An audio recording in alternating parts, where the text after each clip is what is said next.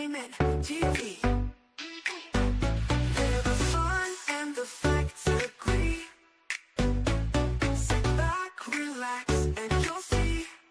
PamEntertainmentTV. Where the fun and the facts agree. Sit back, relax, and you'll see. Drama unfolds, the plot gets thick. Celebrity cases real and slick. She breaks it down quick as a flick. Where the fun and the facts agree. Where the fun and the facts agree. Sit back, relax, and you'll see. PamEntertainmentTV. Hollywood lights to courtroom sights. Pam's got the vibe to make it right. Your backstage pass, your front. Hello, hello, hello. We are here. We are here. We are here. We're going to do a watch along of the Oscars. And as you all make your way in, please make sure that you all are hitting that like button. It is free. Hit the like button. I appreciate it. It helps me move up on the algorithm. So wherever you're watching me, I am simultaneously streaming on both of my channels and the Twitter. Let me know. Let me know. Can you hear me? Am I coming in okay? Here are my two channels. You definitely can subscribe. I thought I had cut the sound off. Okay. But you can subscribe. So we're just waiting for the pre-show to end so we think we could definitely get into this Oscar show. Y'all, I'm telling you, this season has been exciting for me, probably for the past 10 years. If you watch my last video, you'll see that I was quite surprised that people are betting on this. So we'll see how they're going to operate, and we're going to bet on this. Who do you all have winning? I have my list right here. I'm going to go down my list when the award starts. I'm going to tell you who I nominated and see if that wins. Because I'm telling you, I'm not sure how they're going to what order they're going to put this in. But I know like the last two would be like the lead actor and the ensemble, I believe. So we will do that. So right now, everybody's doing their pre-show. Everybody is coming in all their fashions. And I will do a fashion review on what I like and what I did not like at the Oscars. So you all will definitely join me then. And y'all help me keep up with these with my glasses, because I only need them to read. And until you all start putting stuff on the screen, I'm good. If you saw my let me see. I got my girl dinner over here. It's a deconstructed charcuterie board. This mic is probably going to kill me, but that's okay. It's still good. I have some cold cut meats, some cheeses. I've got a couple of dates. I've got some chips, and I have some cut pineapples with tahini on it. So that's what I wanted. I have my libations. I have my water, my agua frescas. This is my cherry limeade one. And then I have my red wine. So I am all good. Waiting for the Oscars to start. I think it's going to start in a few minutes. Yeah, it should be starting after this commercial break. So I'm watching it on ABC. I know it is also streaming live on Hulu. So if you have Disney Plus, you definitely will be able to watch it. And I think it's on right now. There's a little skit going on with Conan. Oh, it is. Yeah, Conan is doing a skit. And so I have to turn it down.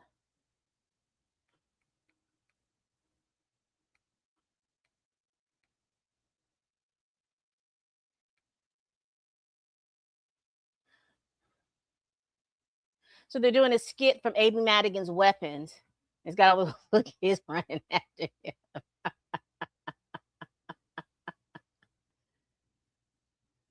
I'm looking forward to the couple of things that I'm looking forward to is I want to see Misty Copeland and her dance with this Ludwig, Raphael Sadiq, Miles Caton, and others. She's going to be doing a dance. And what's the lady's name? The woman from Alabama. I think her name is Beverly. I think her name is. I can't remember what her name. So excuse me. Uh, they're going to perform it.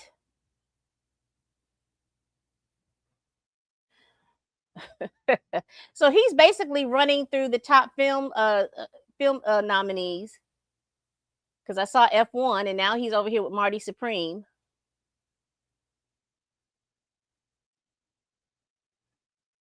And the kids are still chasing him. Oh Lord, he done went to Hamnet.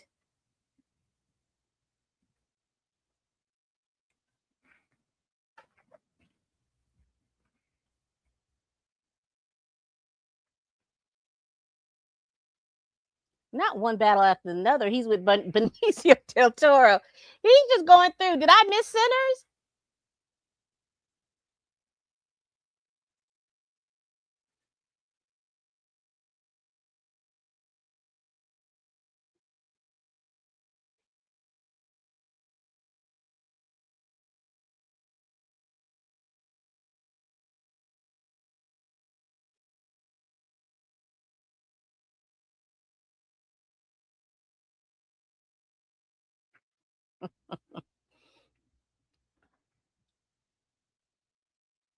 Now he's dropped in K-pop Demon Slayers.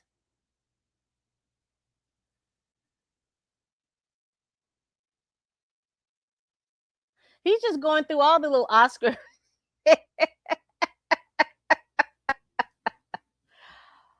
Oh, and this Amy Madigan setup is crazy.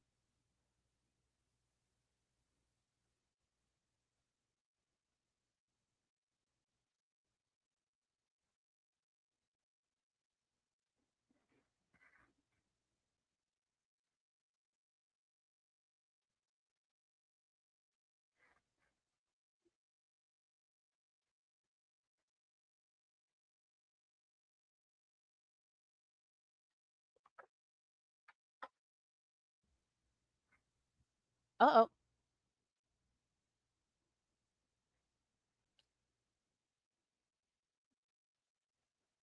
No, they not finna.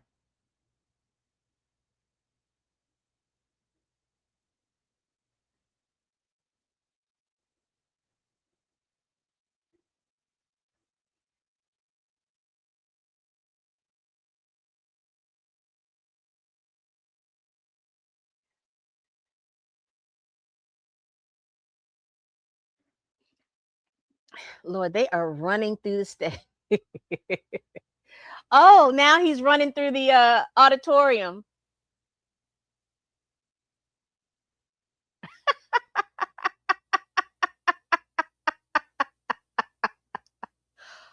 Oh, this is fun. This is fun. So make sure you all are watching the Oscars and watch along with me. And if you've got any comments or anything like that, please put them in the comment section. We can have a dialogue. All right.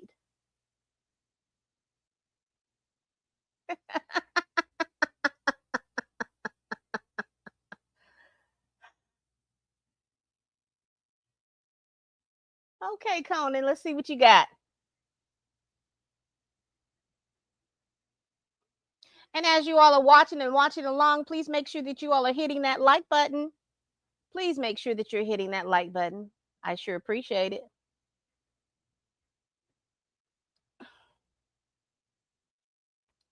That's a nice suit that Conan has on. It gives me Dior.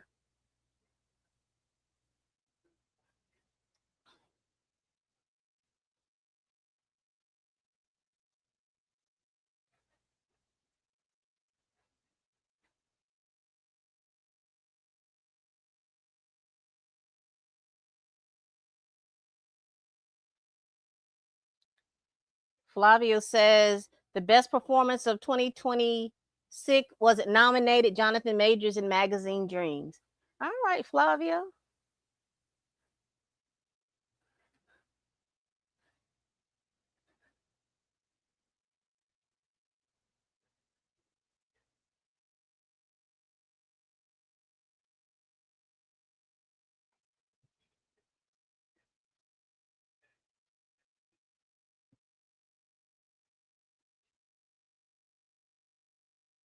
Not the alternate Oscars being hosted by Kid Rock. Who's over there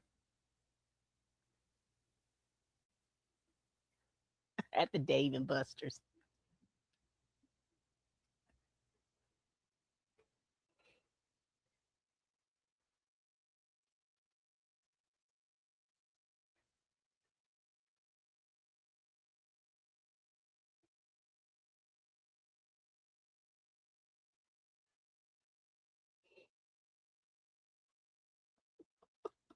Oh, he talking about the CEO of Netflix.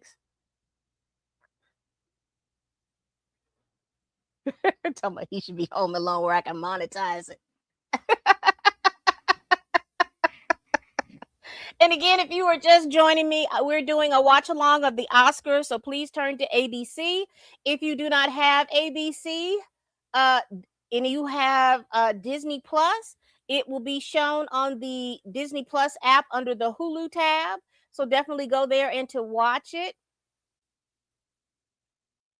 And if y'all got it bootleg, well then you know what you need to do.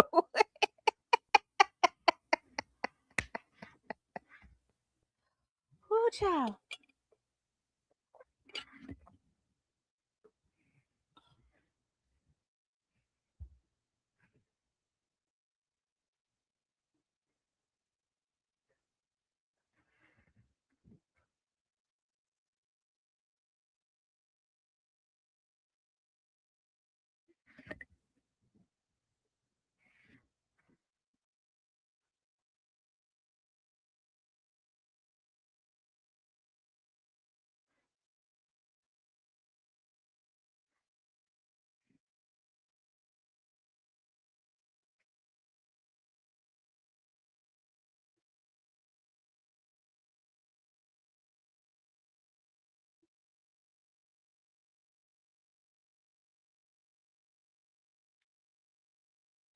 Did I see Damson Idris without Lori Harvey?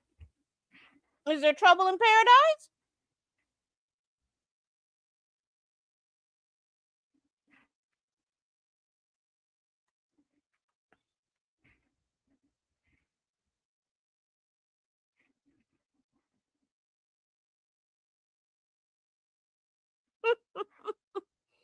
Then we got the Couglers. We got Woomy and her husband.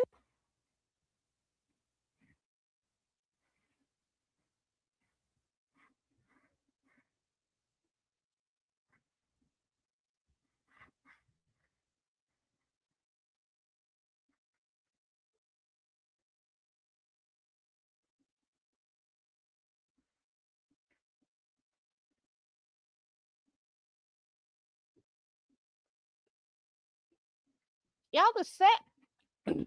the set piece in the back is beautiful.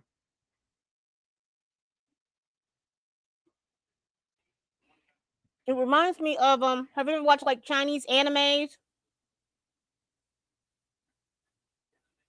And then they have those homes with the rice paper as the dividers and stuff like that. This is really pretty.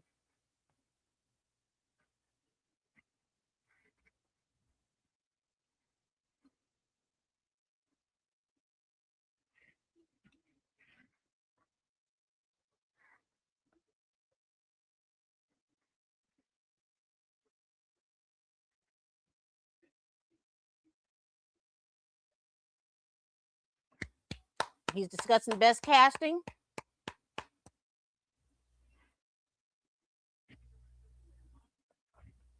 Uh-oh. So you're talking about who owns the Oscars, Fourth Reich?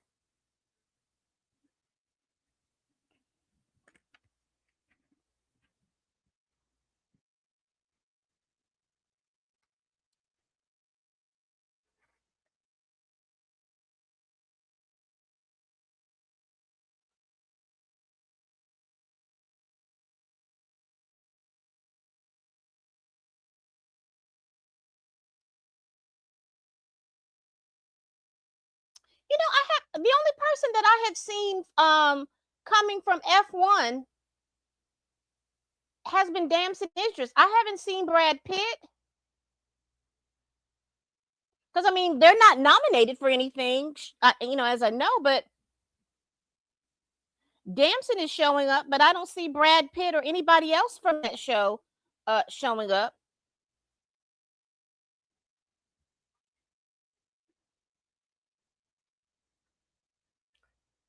All right, Conan.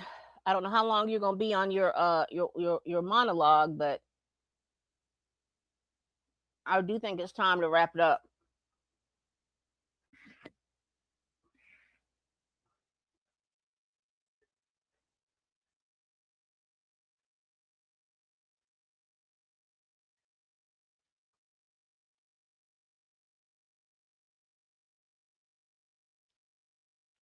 Uh oh.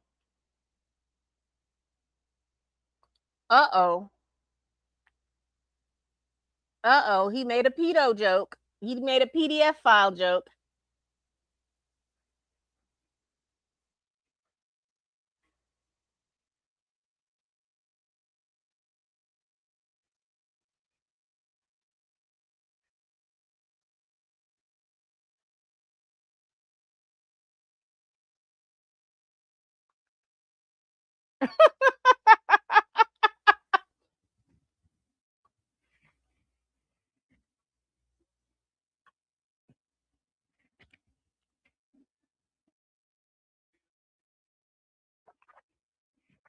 No, is Sean Penn there? That's the question.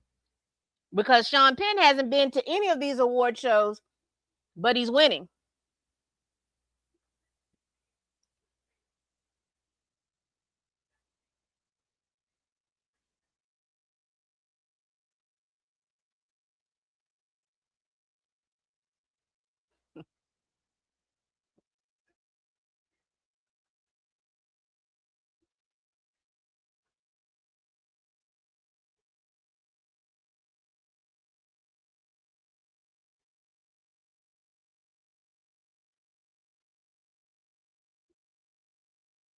Do they have the numbers? Because over the past few years, he just stated that the Oscars have been watched are being watched by a billion people, but when the numbers actually come back, it's like 9 or 10 million people.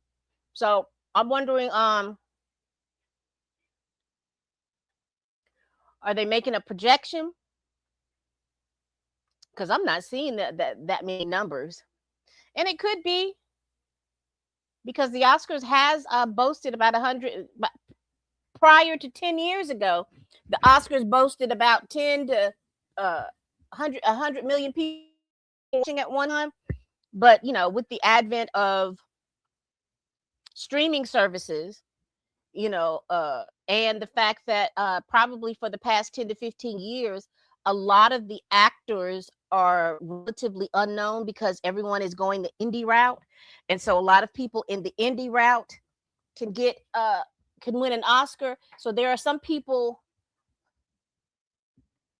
Hollywood hasn't cranked out a superstar in a long time. I think the likes of like a Tom Cruise or people like that, they haven't cranked out a superstar in a long time. So we will see.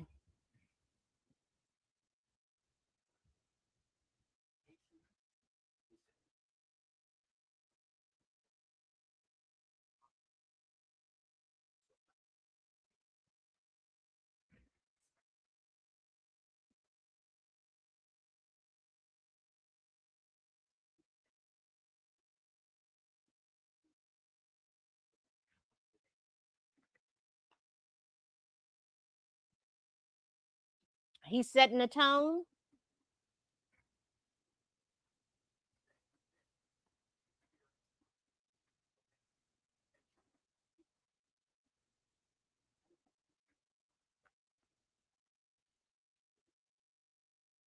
I'm surprised Michael B. Jordan's mother's not there. Do they have her up in the rafters?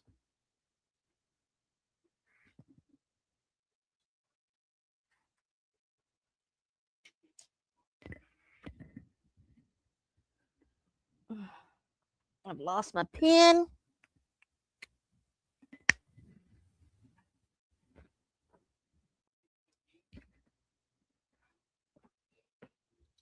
Oh, there it is.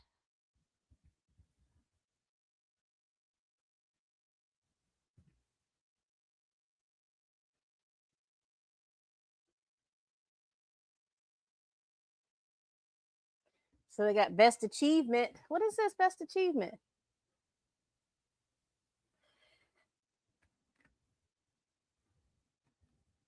I hope nothing drops. I gotta reach down here. My pen fell, and I need my pen.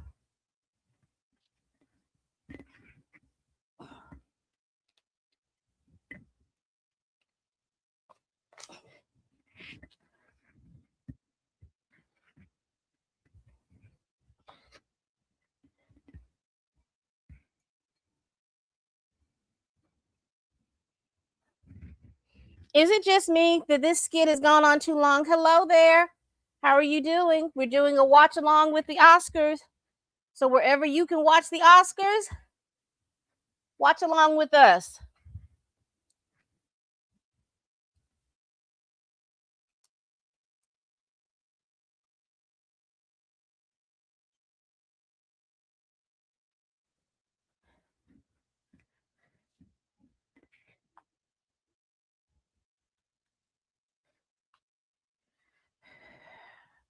Y'all, this skit is going on too long. It's probably 5 minutes too long.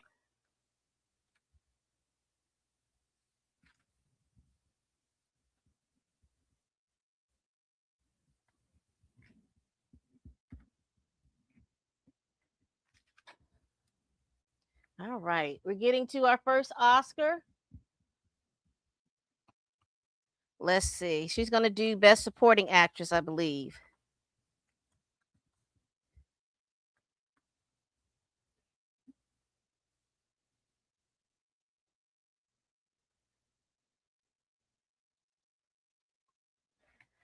All right, we getting into it now.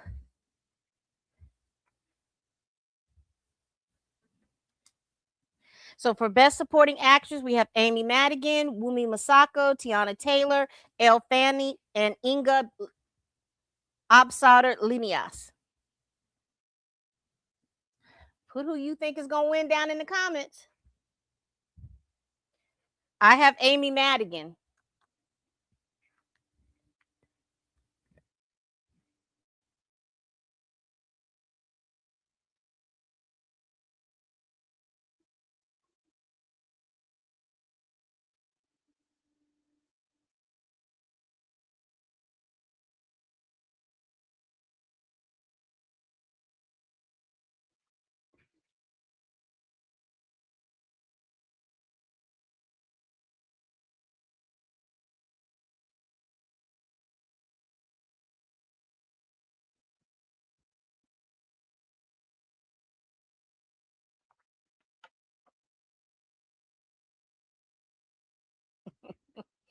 Amy Madigan, that hairstyle is just ridiculous.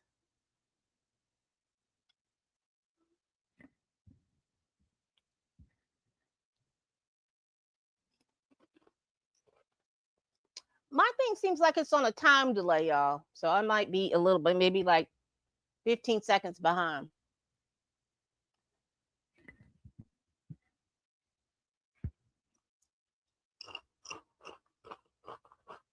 I'm eating chips.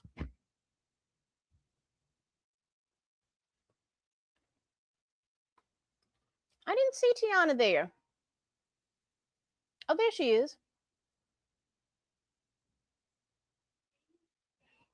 So I was right. So Amy Madigan won the Oscar for Best Supporting Actress.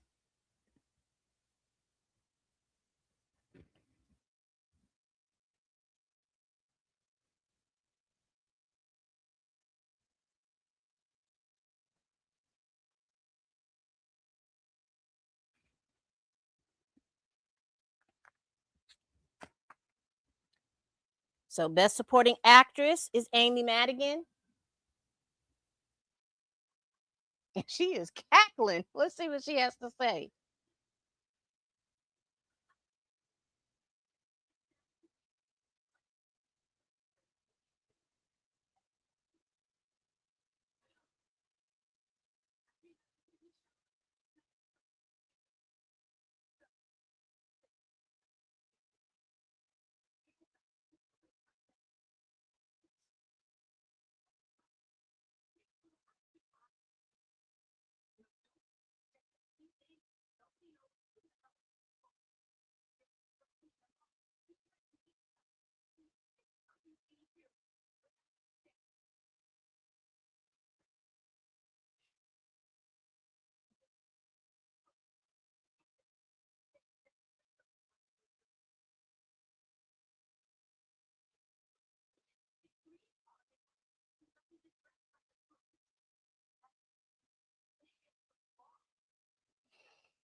They might be putting the music on her in a minute.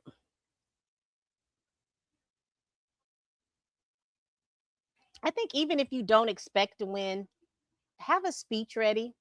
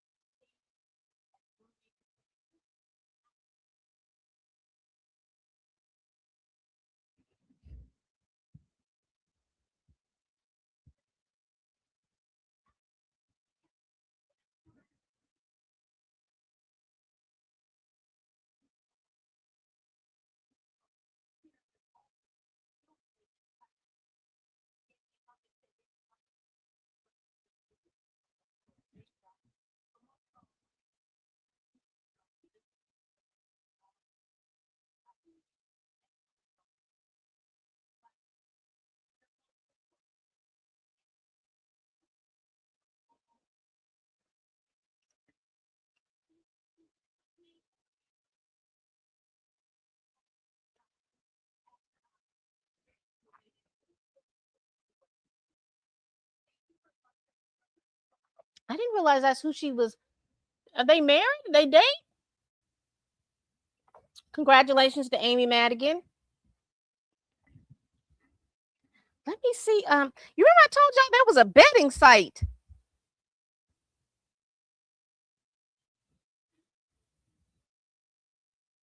Let's see what the betting site had.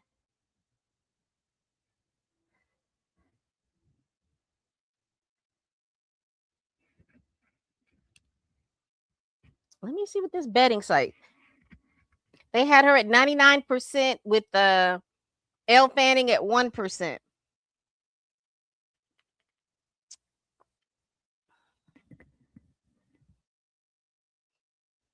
And let's be clear, she won at SAG.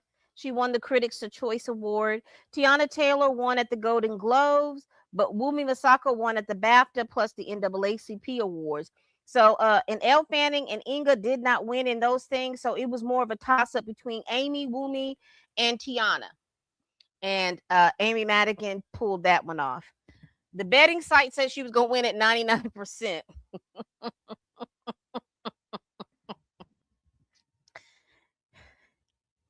And my bet was that she was winning at 55% because of the fact that she wanted the SAG and the Critics' Choice Awards.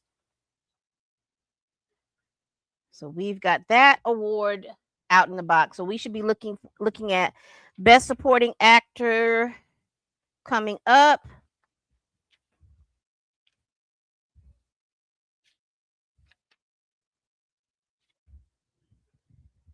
We're currently in a commercial break. So again, as you all are coming in or as you all have been here, please make sure that you are hitting that like button. If you're following me on Twitter X, make sure that you are hitting that heart button. Give me a heart. I appreciate it. Lets me know that you're watching. And again, if you be so kind, I have two channels. I'm simultaneously streaming on both of them. So it's right here on the screen. PETV Reacts and Pam Entertainment TV. Make sure you're subscribed to both channels. On PETV underscore Reacts, I have migrated my movie reviews and my television series reviews to that channel. So I'll put it back up on the screen again. That's PETV Rex. And then on my main channel, we're going to be going over, excuse me, award shows, celebrity news, pop culture chat, celebrity legal news. And we'll be continue to go over those things.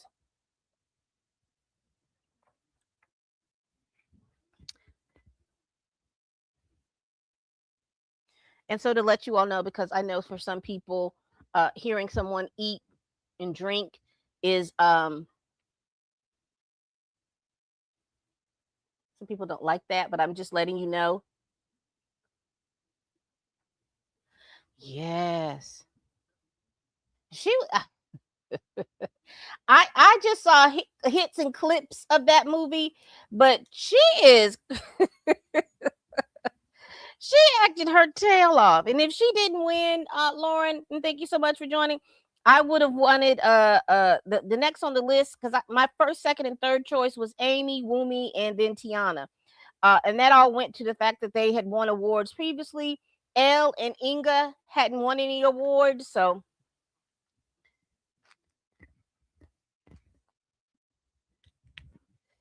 but yeah, she now I understand now the Halloween costumes. Now, they had a lot of Halloween costumes with Center. I hadn't seen a Halloween costume with her, but I'm quite sure that she's going to be up there with Jason and Freddie and all of them and Pennywise.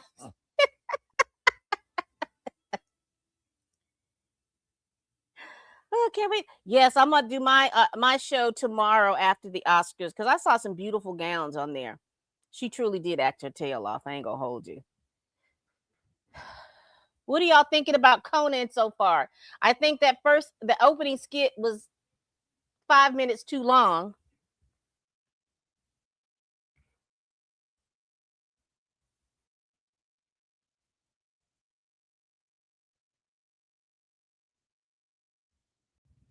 And again, I'm telling you all, this stage is beautiful. It's simplistic. It's really simplistic, and I think that's what makes it beautiful because of like all the golds and the silvers and the cream colors.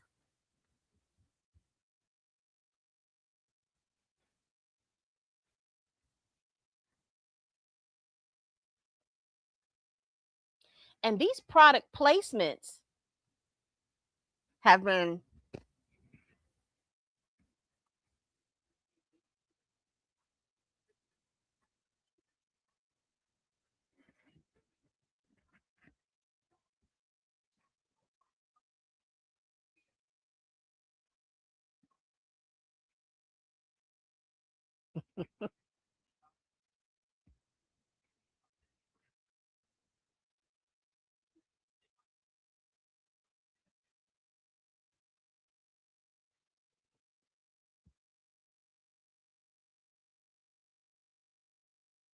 So Channing Tatum is committed to the bald look, isn't he?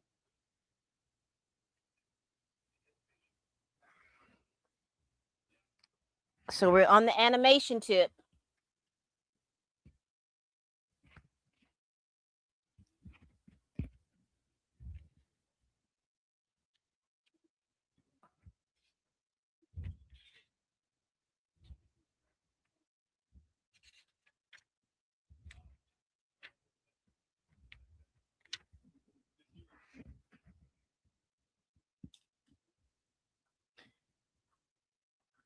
I have a K-pop Demon Slayer.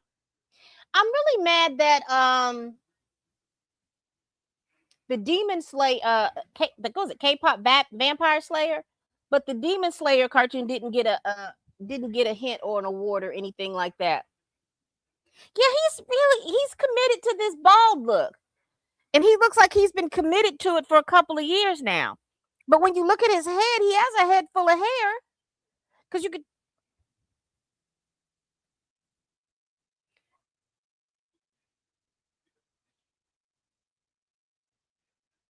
I don't know what's going on with Cat. He's been committed to this bald look for, ever since he got with Lenny Kravitz and Zoe Kravitz.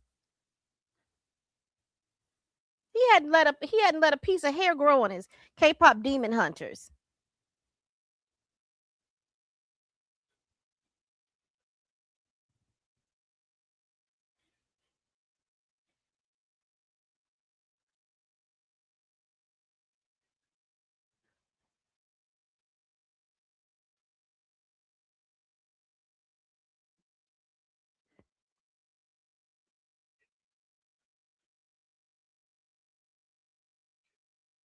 I told y'all, K-pop Demon.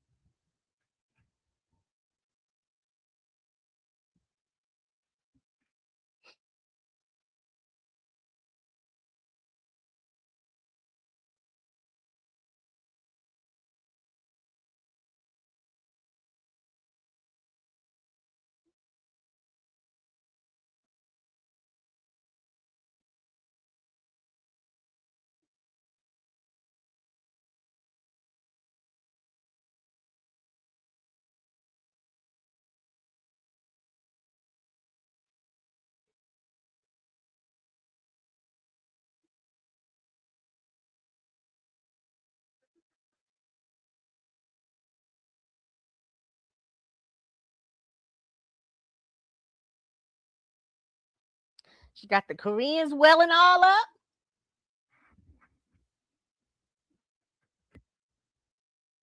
And if y'all weren't even familiar, you know that the Koreans and the rest of the Asian worlds was beefing a couple of weeks ago on TikTok. And baby, I don't have no business on that side of TikTok, but I was nosy, honey, and it was a mess.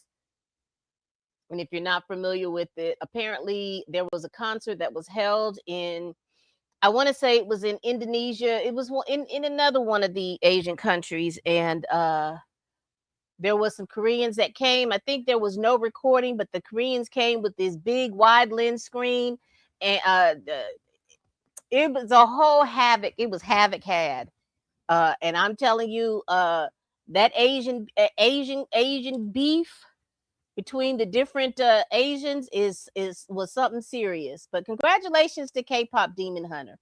Okay, so I see that Timothy Chalamet and his girlfriend are there together. So I am surprised. I wonder if Michael B. Jordan's mama wasn't feeling well, or he decided to come solo.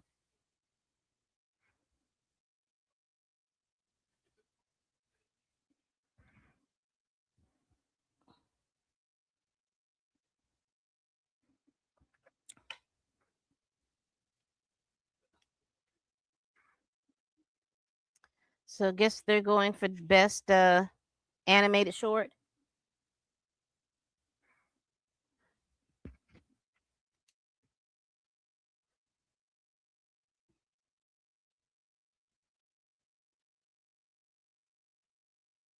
I'll be honest, I didn't see any of these. So it's a toss up. Whoever wins wins.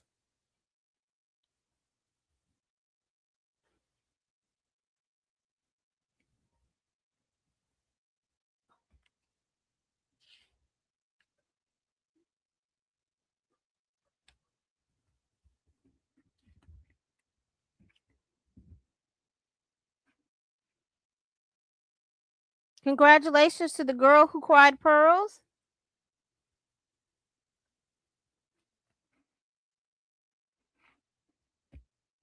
Had no foot in the game with that one.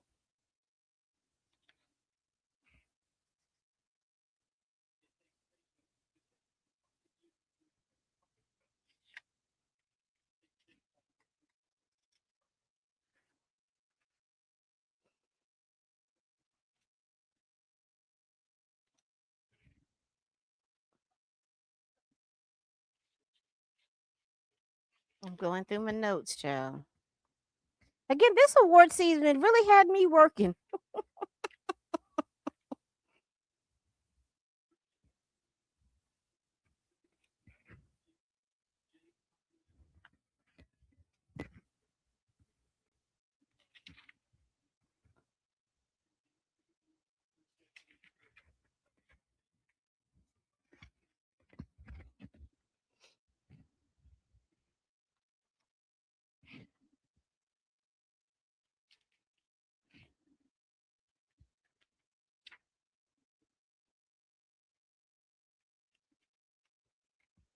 I am watching some of this stuff, and there are people that are in relationships that I just didn't even think that was in a relationship. Different actors and stuff, and like I said, they have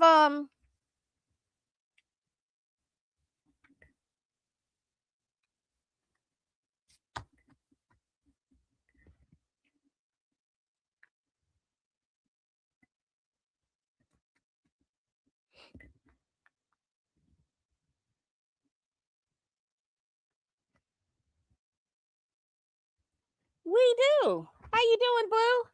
Just tell me what you want to get together and talk about. Let me know. My dance calendar is free. Oh, okay. So now we're getting into the centers. This is what I was looking forward to. Let me make sure that you all do not hear any music, child.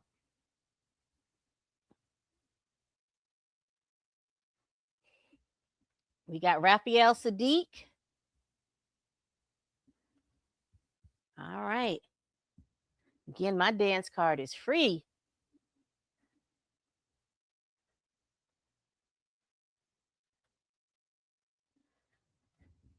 So I'm gonna mute so I can hear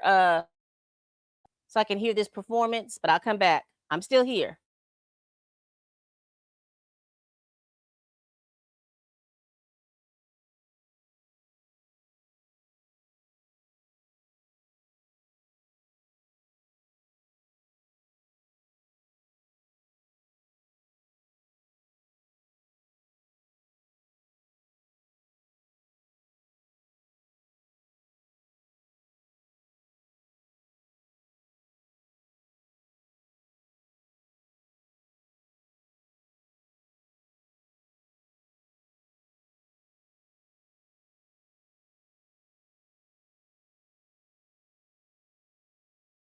Better sing it, Miles.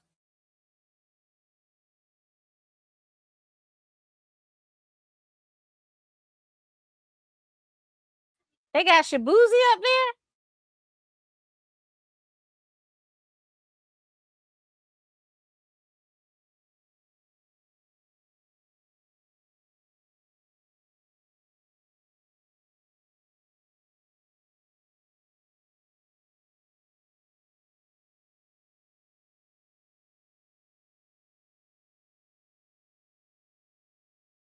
They recreate that whole scene.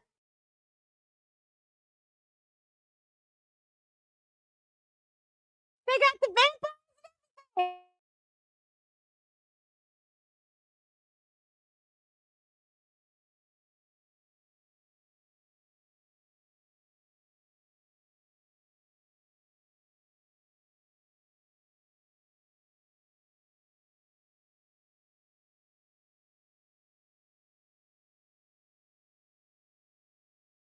I'm looking for Misty.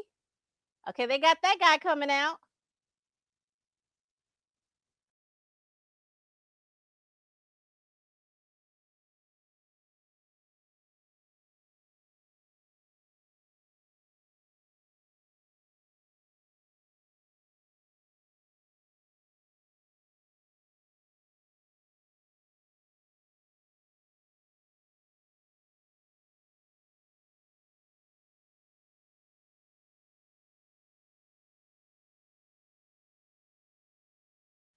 They go Misty. Did they do her for Timothy Chalamet?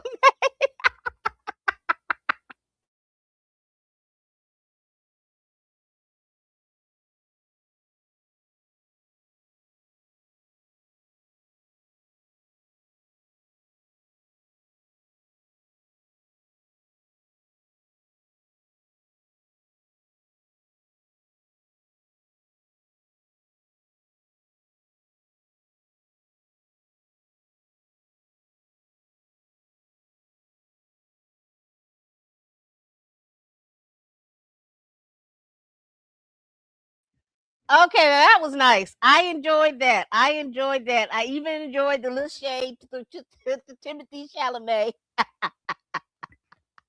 I even enjoyed that little shade, child. I enjoyed that little shade. And shout out to Misty Copley, y'all. She just came off of hip surgery. So, I wasn't expecting her to do too much, but she did enough.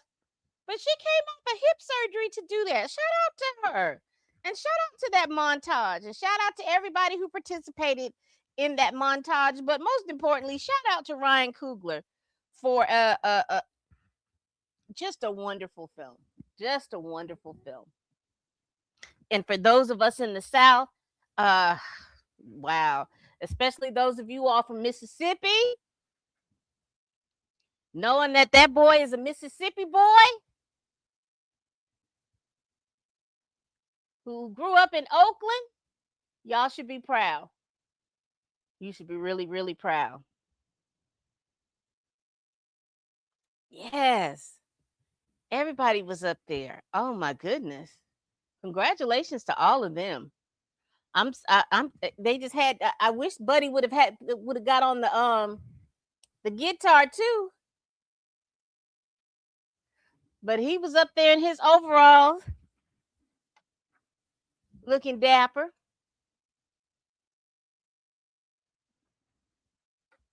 Shout out to all of them. Shout out to all of them. Right now, we're in a commercial break, and as I've said in all my little different commercials, I hope that you all are having a good time. I hope you all will continue to join us as we are doing a watch along of the Oscar and me giving my predictions and my opinions about what's going on. I really appreciate you all being here. And if you like what you see, you make sure that you hit that like button for me. For those of you all that are watching me via Twitter X, make sure you hit that heart button for me. That lets me know that you all are watching. I really do appreciate it. And if you would like to subscribe, these are my two channels that I am streaming simultaneously from. I have PETV _reacts and this channel, Pam Entertainment TV. Now, my PETV reacts channel, I have migrated my reviews, my television, and my movie reviews over to that channel. So make sure that you watch those. We are back at the Oscars. Conan is doing another skit.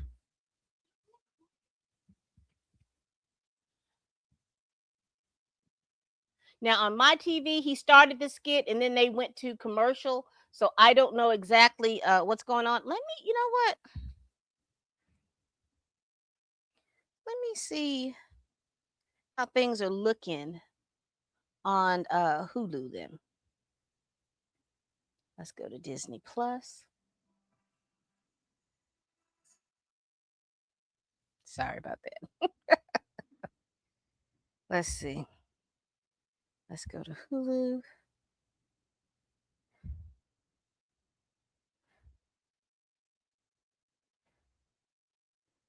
Huh.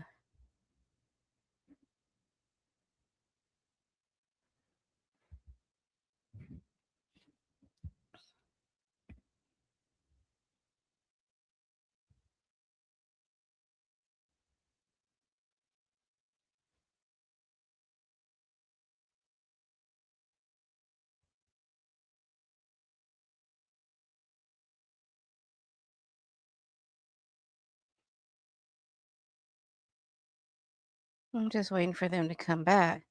But it doesn't look like they're showing it on my phone.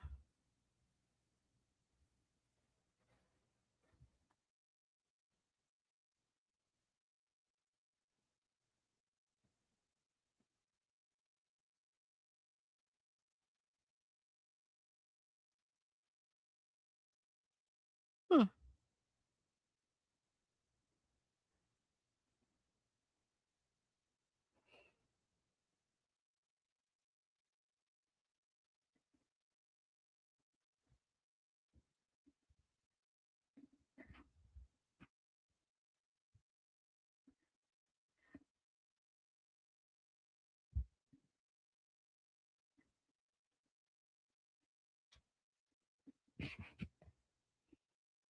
Now they're showing something with the.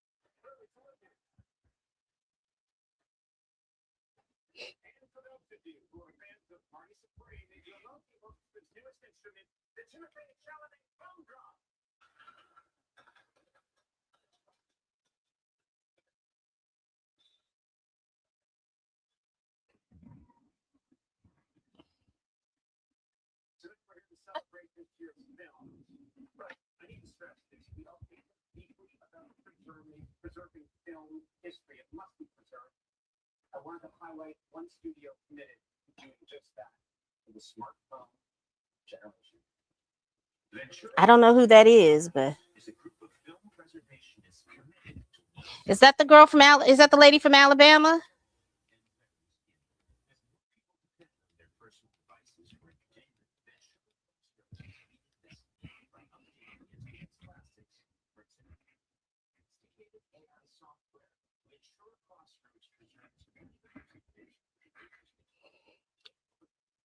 Now, for entertainment, I'm not down with the AI like that.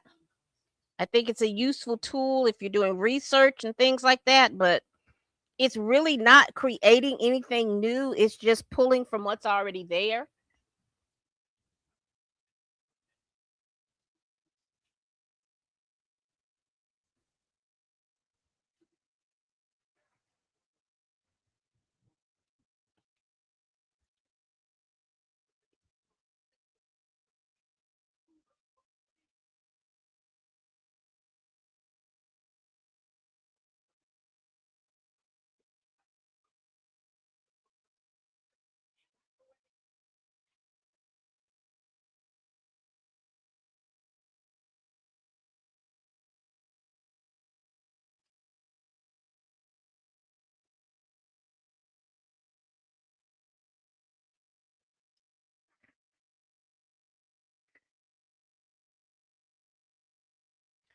What are they presenting?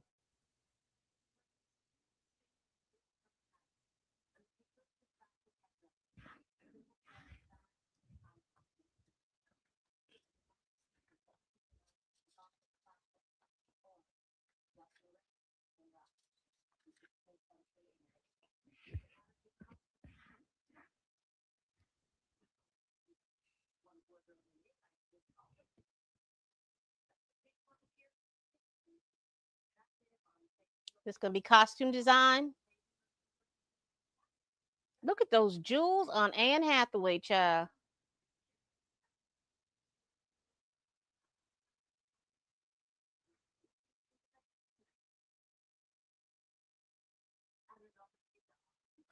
Oops.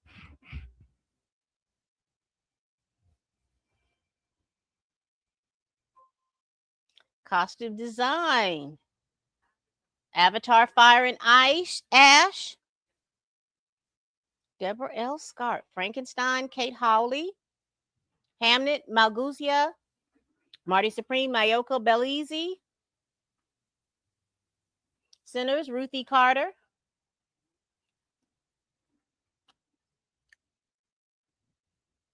I think Frankenstein's gonna pull this off.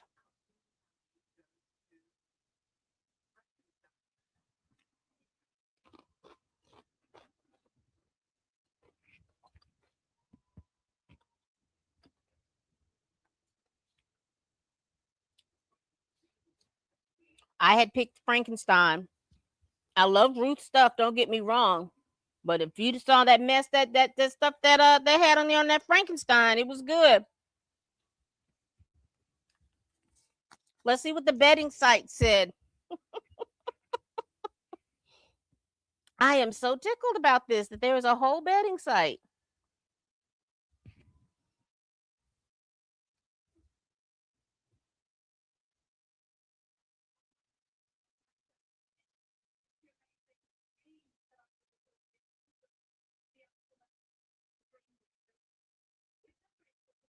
So that's two that Sinners has lost so far.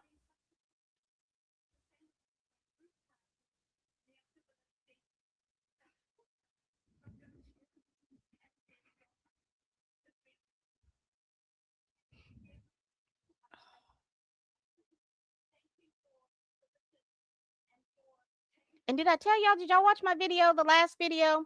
Yeah.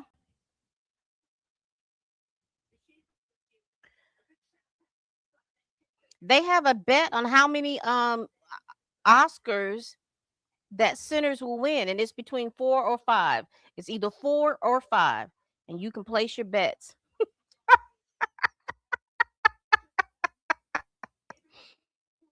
Yo, I'm so tickled.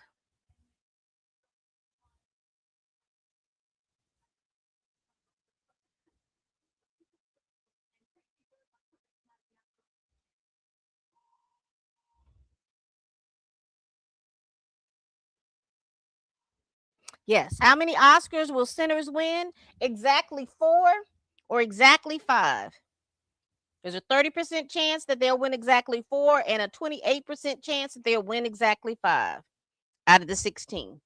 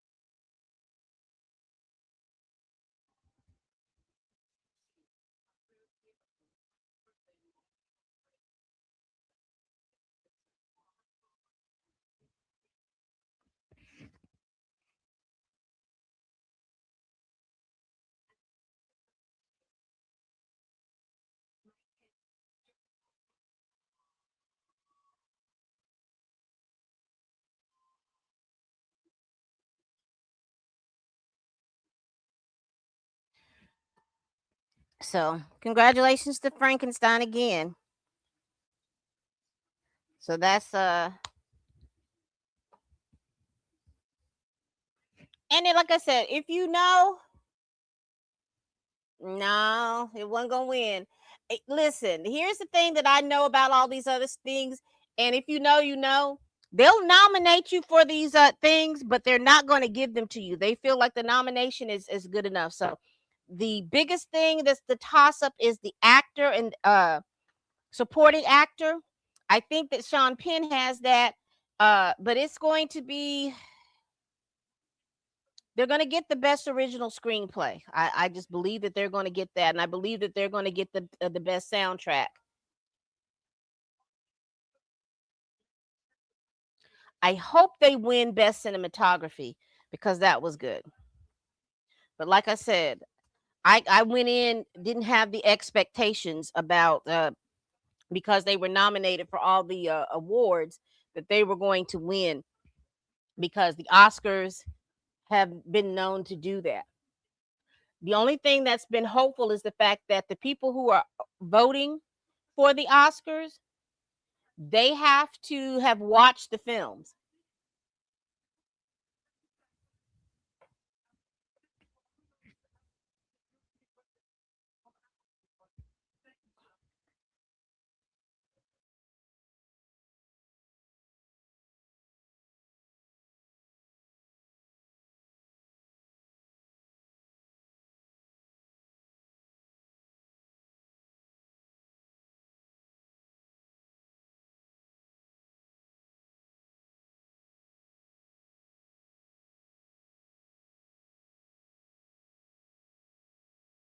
I was gonna say she clumping like a Scarsdale.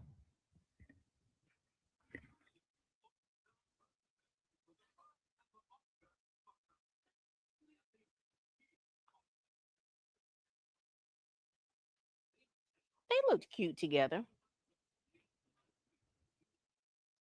Basically, basically, the only thing that I believe that they have a lock on is best original screenplay.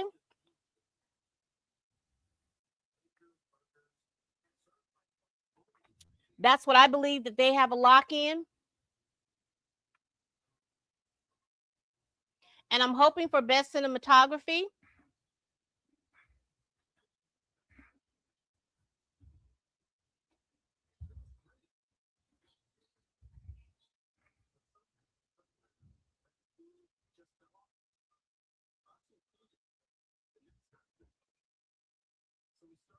Take this time to get your snacks.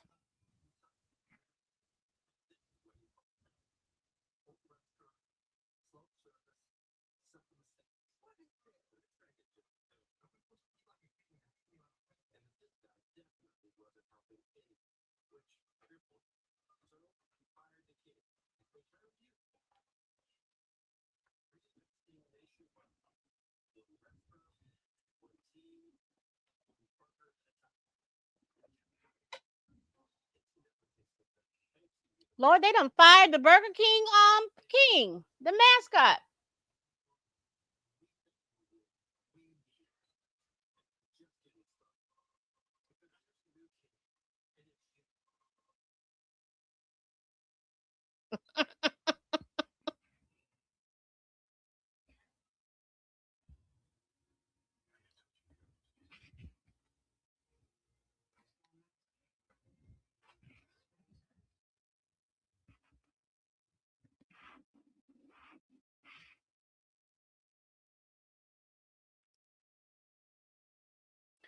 I'm gonna let you keep track because so far we've got three. So there's zero out of the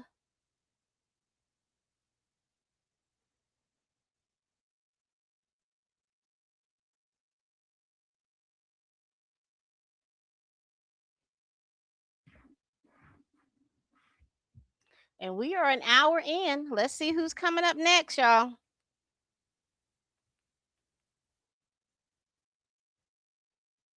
Paul Mescal, Gwen Paltrow. I didn't see the rest of the people. There's Delroy Lindo, Chase Infinity,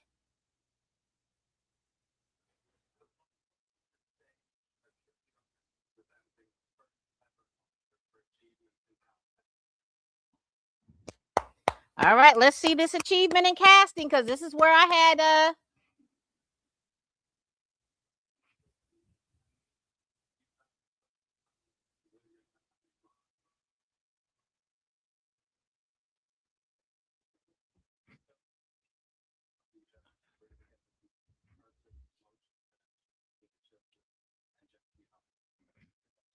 let's see. Let's see. Because I thought that this is one of the ones that I thought that they would win. Let me look again. Because they won the casting.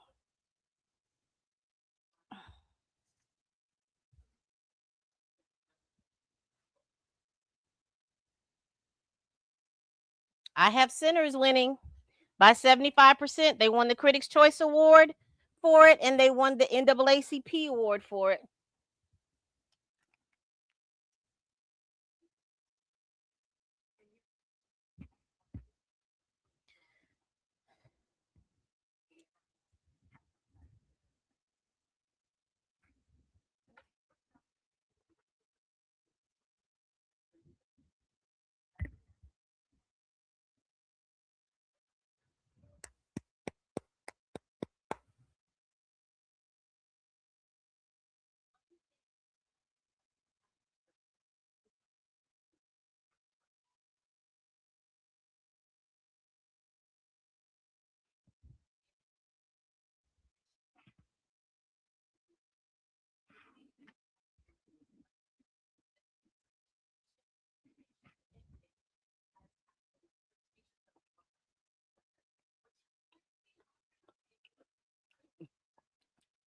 Girl. And I'm going to be on my second glass the next hour.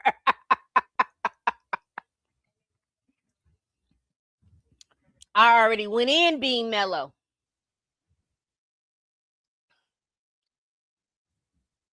Because I already knew. I already knew.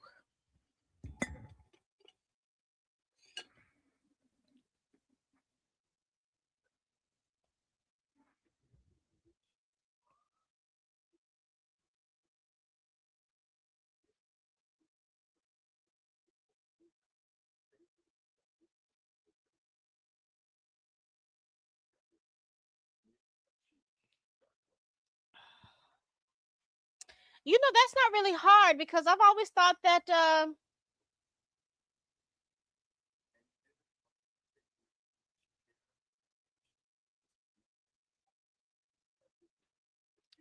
because, well, maybe not because of the fact that so many people have all this Botox and stuff going on. Because when you're casting for time period pieces, you can't have these Botox and these lip fillers and cheek fillers and all this other stuff. You got to let all that go.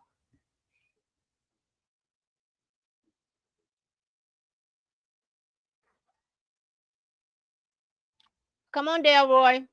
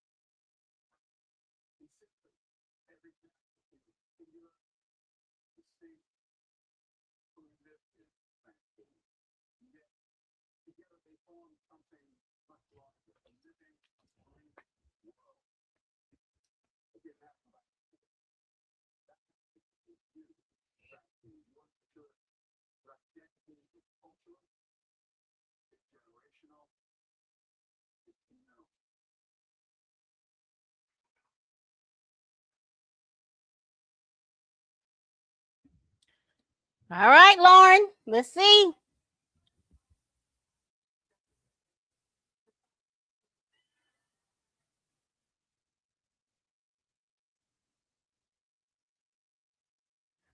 Yeah, that's 0 out of 4. And I had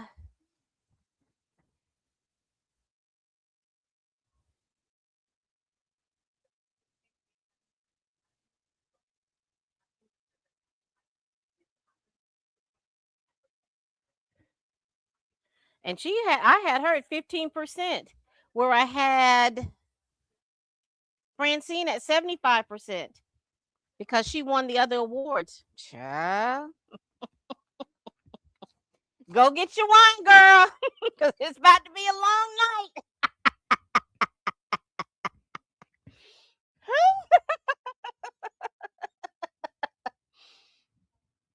Baby, it's 5 o'clock somewhere.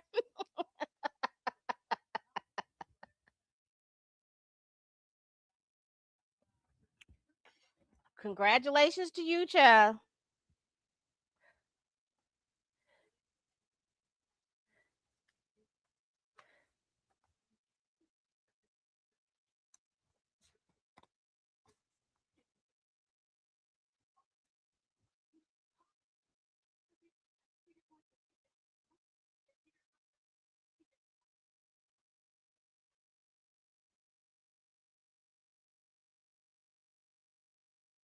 Look like everybody's bringing their mamas.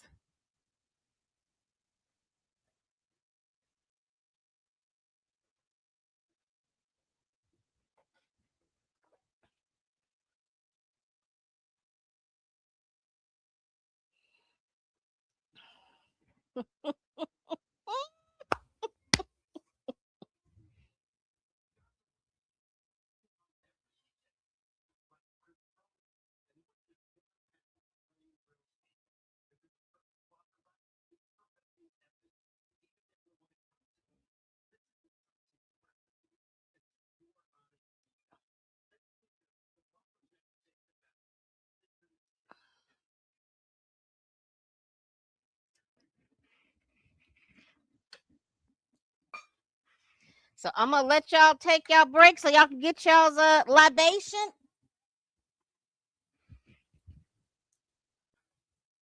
I'm gonna refill mine for the second hour.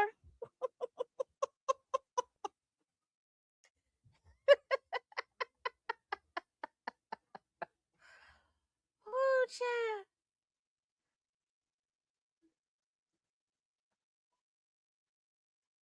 I'll be back. I'm not going nowhere. I'm just refilling, child.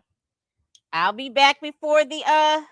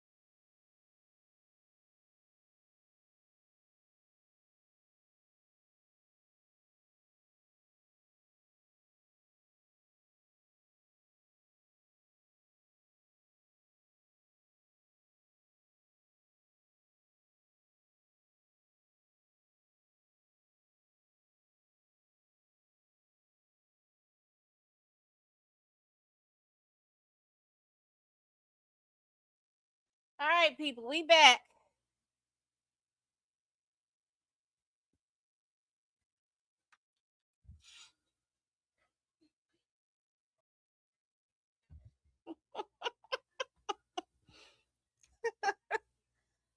Lauren.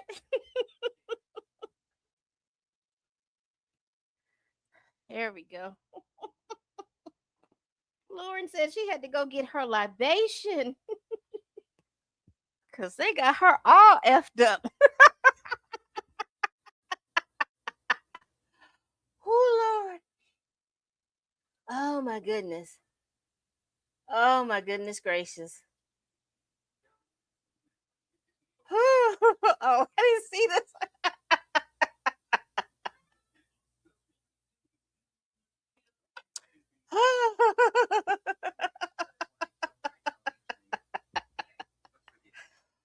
Oh, child. Yep. This is like the color purple. because they had what, like 8 nominations and didn't win a one.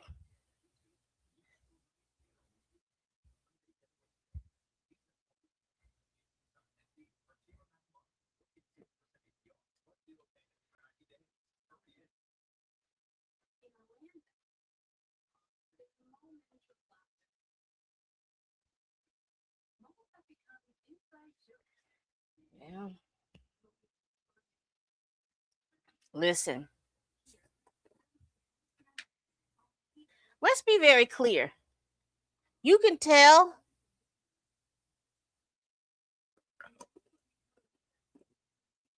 And this is my shea butter that I'm using on my lips. Refined uh, shea butter. You can tell by the Variety article that went out when Sinners came out. See, they were used to being able to just to crap on those types of movies, and I'm willing to bet you that they crapped on Sinners before they saw it. They made sure that they were going to do something to crap on it before they saw it, and they were not expecting. And that's that thing that kills me with Hollywood is you're so busy wanting to put stories out that have pretty thinking that that's the only stories that are pertinent and can sell are stories with just white cast members. But it's always showing when you look at this whole thing, as far as all the movies nominated, Sinners outsold them all. Well, we don't think that matters. It's the art artistry. It's an original screenplay set in the 1930s, Jim Crow South. How original of a screenplay do you need?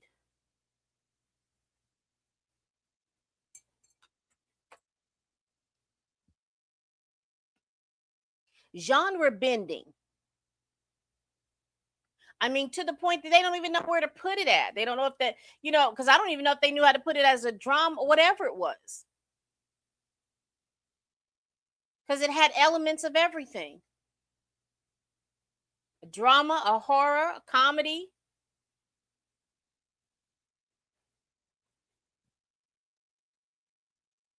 a musical. Absolutely. Such a gigantic tale that they thought they were going to put this article out here and crap on the movie, and they weren't expecting the Ben Stillers and the Ben Afflecks and the Matt Damons and what's that director's name? Y'all, what is that director's name? The Batman director.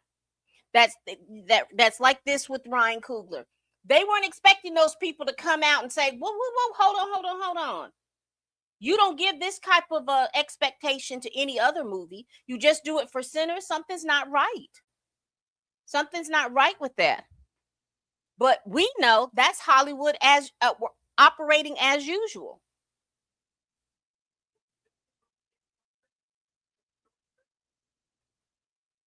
So we're doing short films right now. He's probably going to introduce 2 or 3.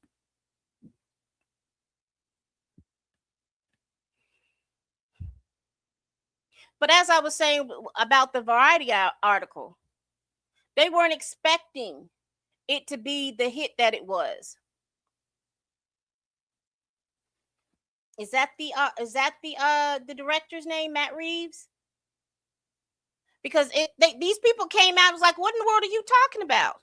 Because everybody was like, "Oh, it's a rip off to Dusk Till Dawn. Oh, it's a rip off to this. Oh, it's just this. Oh, it's just that."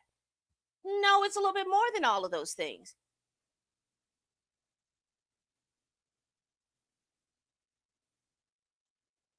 So live action short film. Thank you, Steve. Thank you so much.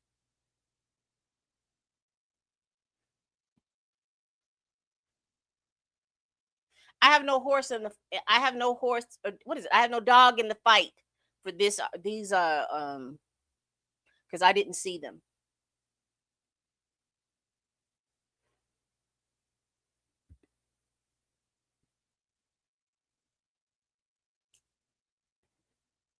Two people.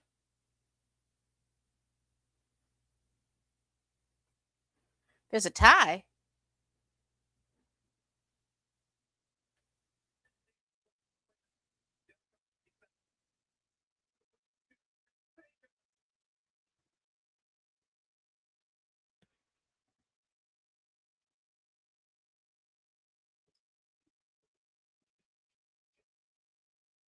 So they had a tie.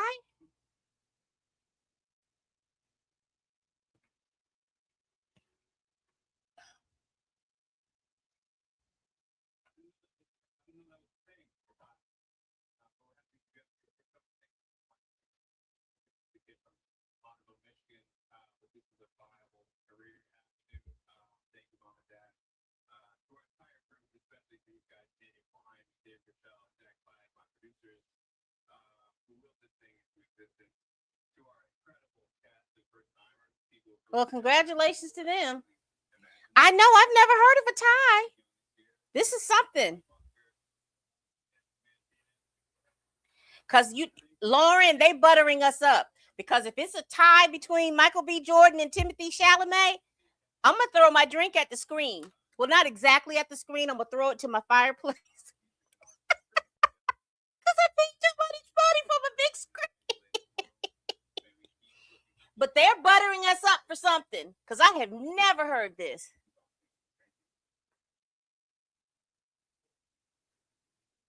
I'm just watching this because of you and Paul Thomas Anderson. Anything else is garbage for years now.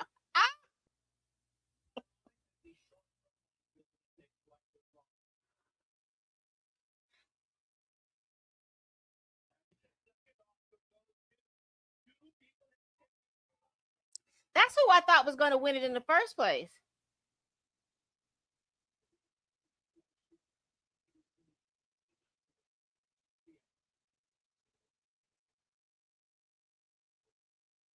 So that tells me that they got the same amount of votes.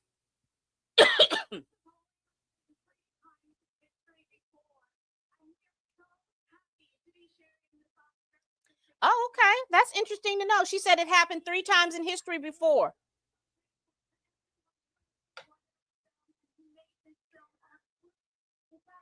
I'm thinking they buttering us up for something.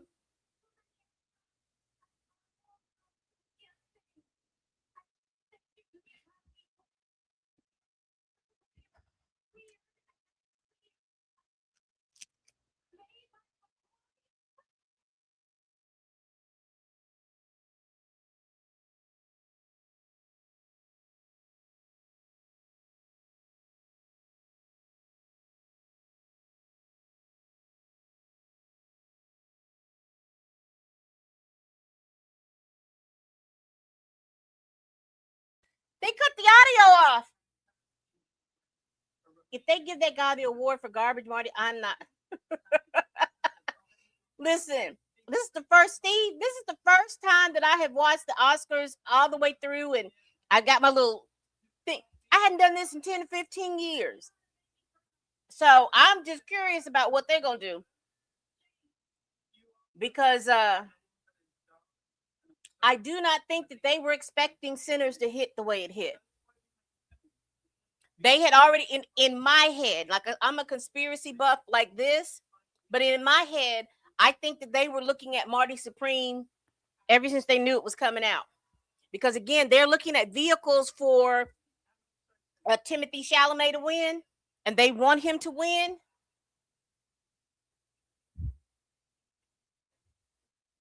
But I think the shenanigans that happened over at the BAFTAs, and I think I don't really know how much weight it had for Timothy Chalamet for saying the words that he said about ballet and opera and stuff like that. I don't know how much weight that they're taking on that, but they're realizing really, really quickly, because whether you like Michael B. Jordan or not, you cannot deny the fact that this man played 3 distinct characters. If you watch that movie, you Michael B. Jordan was gone. because I've given him that criticism that you know when Michael B. Jordan is playing a role, it's just a thing of a character of Michael B. Jordan.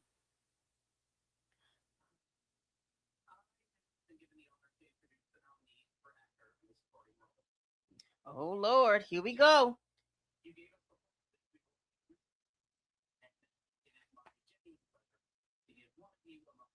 Sean Penn, Jacob Elordi, Stellan Skarsgård, Benicio del Toro, and Delroy Lindo.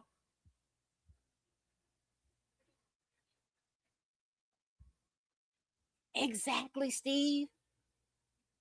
Exactly. But you remember with Leo, they pushed him, and it took him 10, 15 years before he won his Oscars. They're trying to do it in record time for Leo. Now, I have on here, y'all, I have Sean Penn. And I'm only banking on that because he's won all the other awards. I think Jacob Elordi won at the Critics' Choice, and Stellan Skarsgård won at the Golden Globes. But Sean Penn won SAG, and he's won BAFTA, and he has not shown up. So there was a on the betting site, they were betting that he was going to show up, but whoever bet that he was going to show up lost.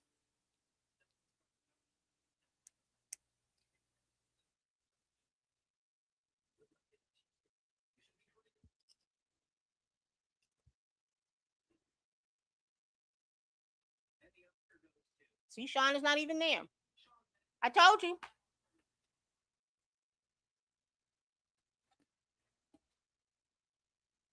And he wasn't even showing up.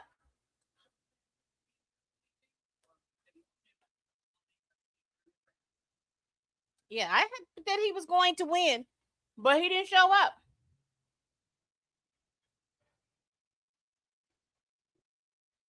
What is that, Lauren? 05? Yep, 05.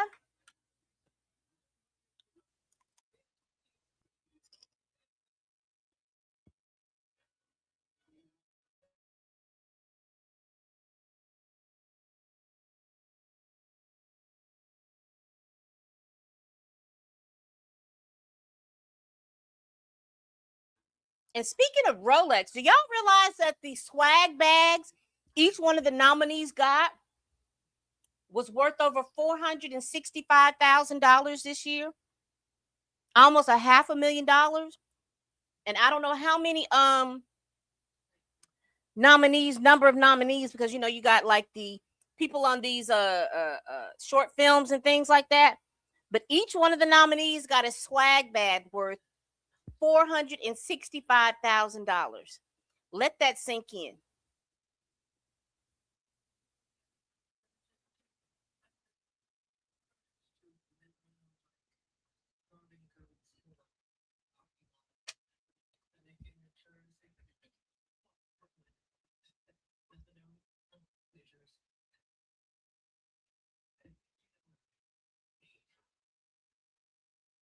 It's like they're trying to create this and I don't have a better word to put it. It's like they're trying to create this Frankenstein monster of an actor through Timothy Chalamet.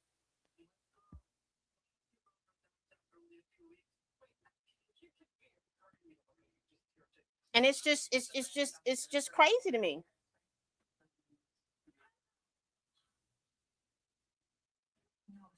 I don't think so.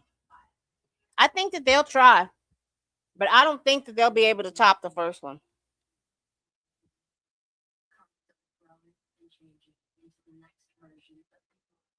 So I have a commercial, y'all. So if y'all want to get up and stretch your legs, get you some more libations, because we are halfway through the second hour. I know Lauren's nerves are bad, and she had to go get her libation.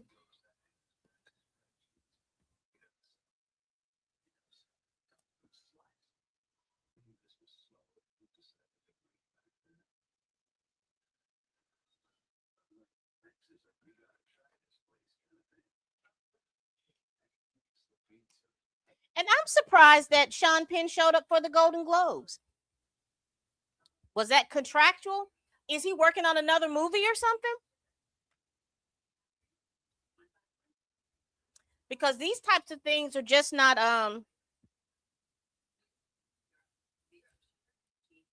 he doesn't seem to be and I'm surprised that his is he still married to that Robin girl? Because I don't follow Sean Penn like that.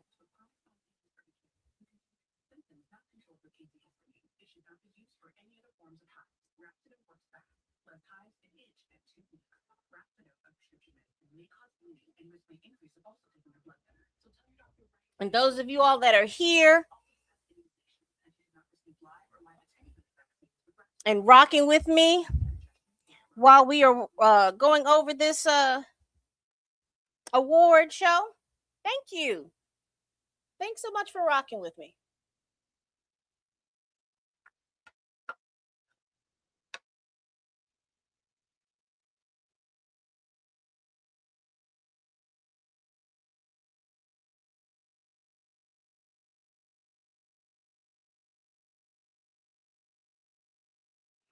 They're bringing back Malcolm in the Middle. Malcolm in the Middle.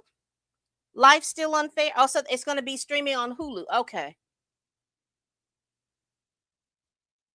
In Scrub, they brought.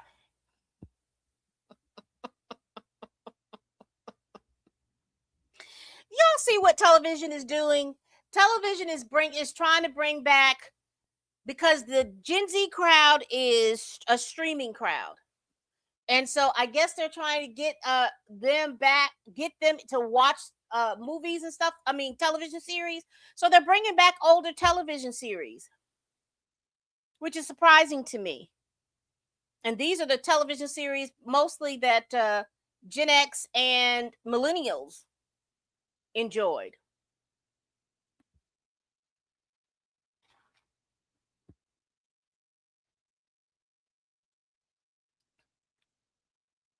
Now I enjoyed this show. I watched Begonia, and it was more funny to me. It was decent.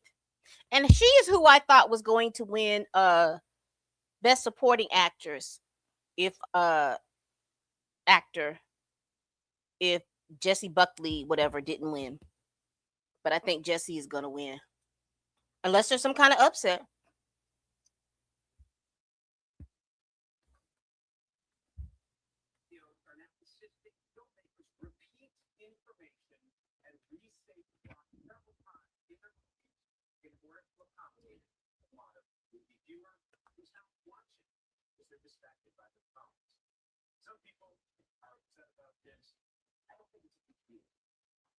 I think it's stupid.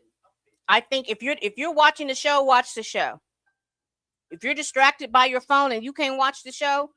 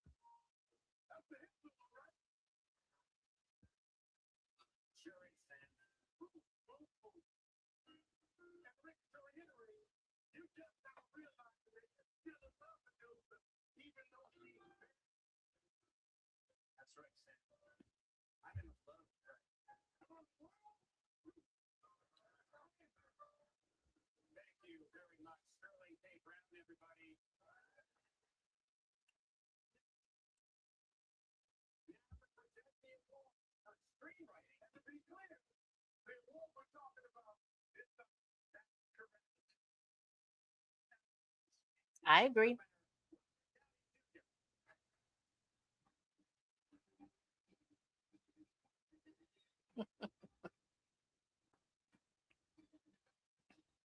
Someone made a point. Let's see who they're going to be.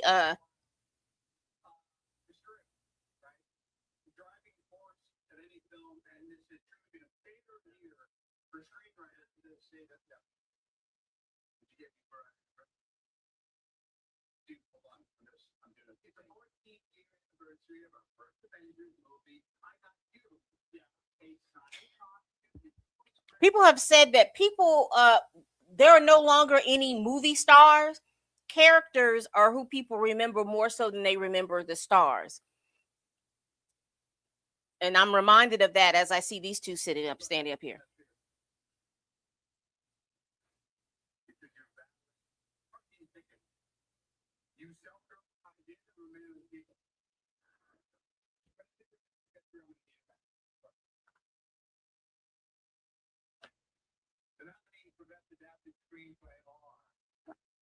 I've got one battle after another winning this one.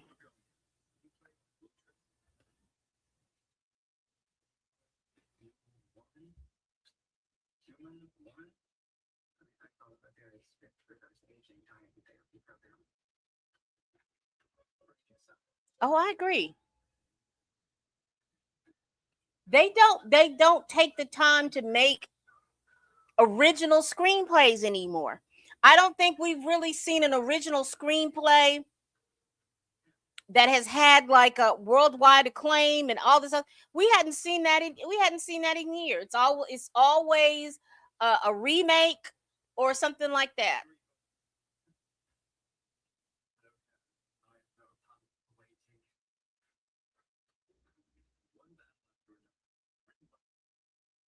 And if you let me tell it too, this was the movie that everyone was wanting to elevate.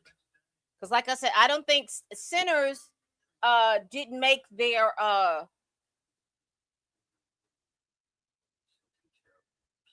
list.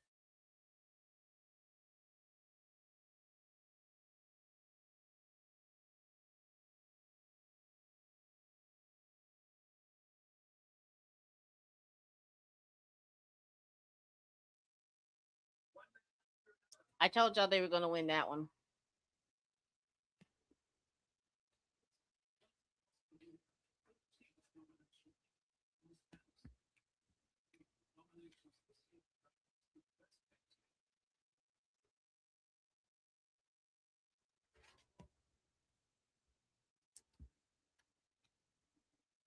Yeah.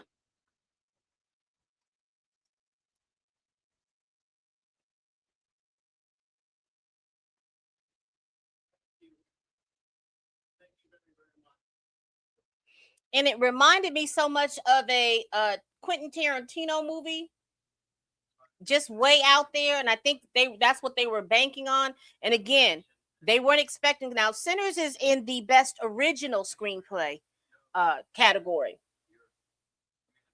so they split these up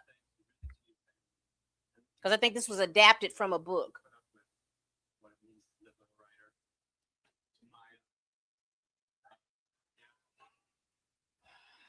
Yeah, because like I said, when I watched one battle after another,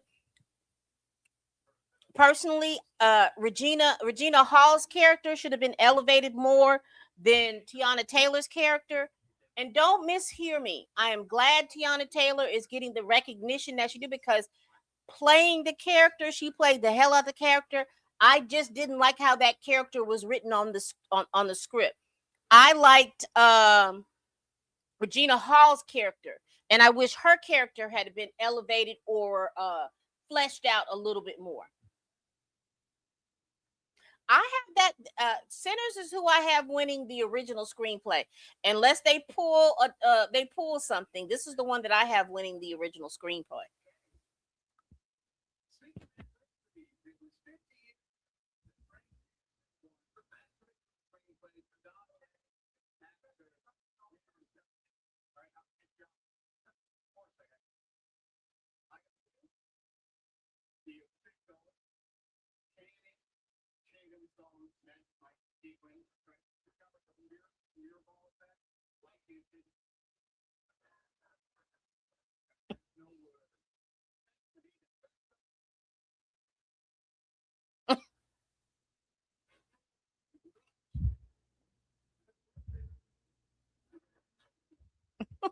Janice say he got work to do.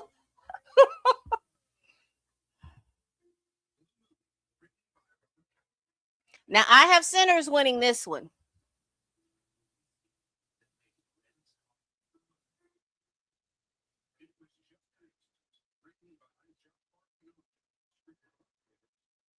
And we hadn't even seen. I haven't seen any of these other movies. I haven't seen that movie.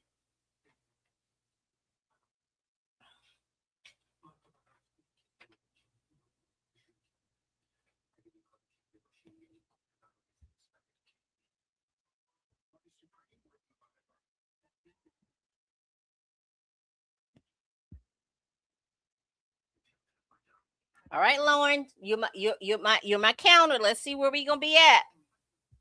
Cause we 0 to 5 now.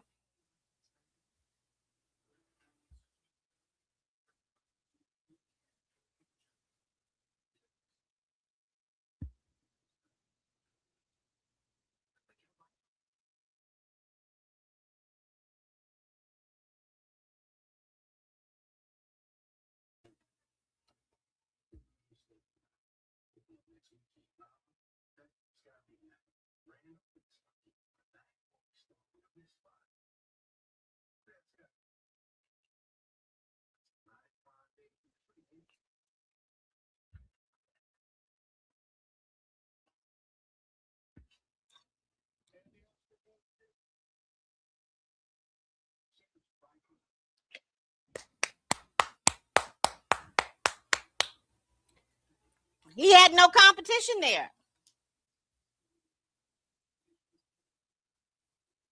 Lauren, you know what this feels like? This feels like we playing spades.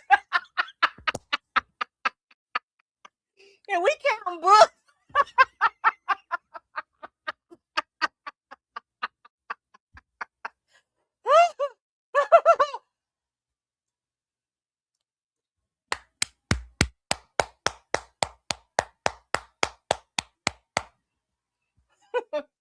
Exactly.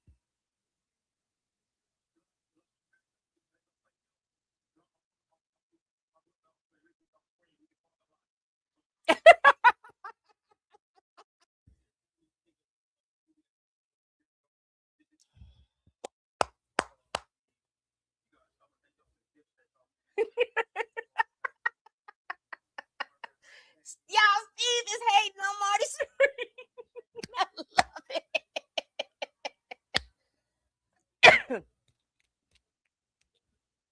Oh, Michael B. Jordan's mother was there. So that must have been the seat filler that was sitting next to him till his mama got back.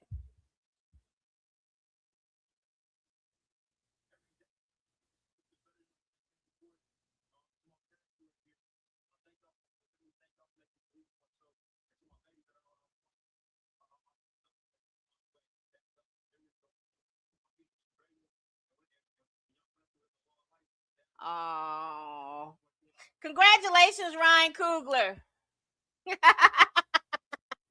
Congratulations.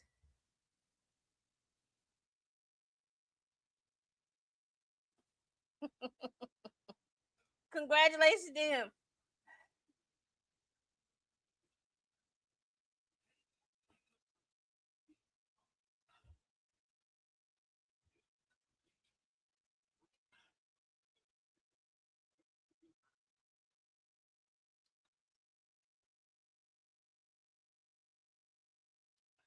Let's see where we're at, y'all. We got 20 minutes in this second hour. So we should be getting to the heavy hitters now.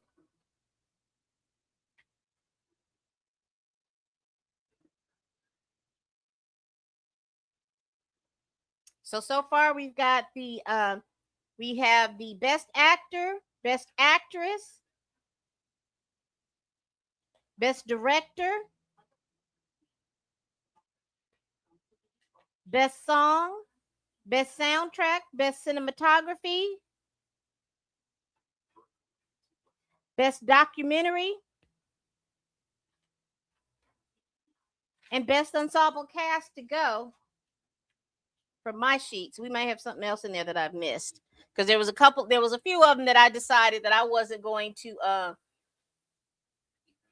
It was a very nice speech, and like I said, I had him to win that because the other people. Shout out to them because I'm not here to downplay anybody's things, but I just thought that as far as the best original screenplay for this year, he had it hands down. Now you let me tell it. It's almost like they want to punish him for the deal that he made with Warner Brothers, that's now Paramount, uh, because he made that deal. And everyone's like, "Oh my God, that's such an odd deal." But Quentin Tarantino has done that deal. I can't think of the other director writer that did that deal as well. But they've done deals like that too. And Hollywood studios don't like those types of deals because they can't monetize like they want to with those types of deals. And if you're not familiar with the deal that Coogler has, is the rights to the film centers reverts back to him after 25 years. So in he's going to get, and the way people are rewatching this, baby, on the 25th anniversary, he puts that Joker out and he makes 100% of the funds because he's made pretty good on this movie because he got money first box office and stuff like that. So he has done very damn well for himself for his movie, as he should. And I think that creatives should get a good percent of the money. I understand that studios front the bill and they put stuff out, but the creatives should get the money that they for the artistry that they do.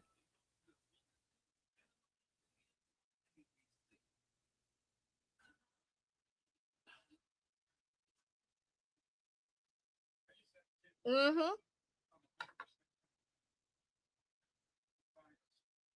Because watch what I tell you, they're going to still do these types of deal, Lauren, but they're going to put it in the contract now that you can't talk about it. And see, there was nothing in the contract that they couldn't say anything about it. But I think it was also a dog whistle, like, hey, hey, hey, hey, hey, studios, if y'all gonna do stuff like this to get an IP to make us some money, because think about it, they spent $90 million on this movie, and they listen, they spent $90 million on The Bride, and you see the return that Coogler got on his film versus Maggie Gyllenhaal and her crew got, because I don't even think that they're going to even break even for the movie that she did. But whereas Sinners, they paid $90 million and let's say an extra 30, 40, $50 million in publicity. Some people say it was probably an extra 90 million or whatever, but they made $368 million. Also, think about the fact that if I really do want us to get back to owning physical copies, because physical copies of the movies and stuff like that, you make a ton of money there. You don't make as much money in the streaming portion of it, but you do make a ton of money if you sell those physical copies. And I hope they get back to doing that as well.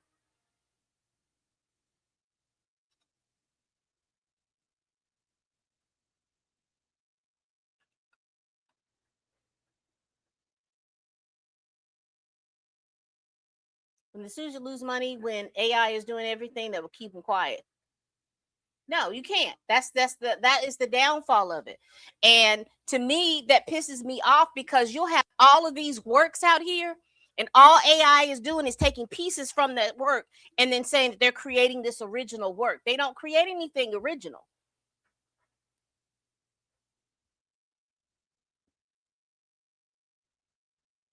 Thank you. Thank you. See, these are the people that get those deals.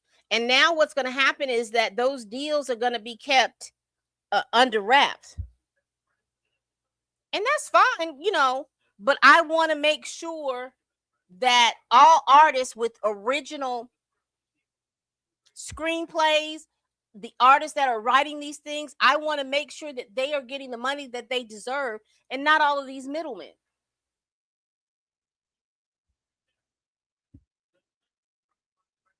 Shout out to Steve for because sometimes being a little elderly, names skip my mind. But shout out for you for keeping me on my toes and giving me the information. I really do appreciate that. You are appreciated.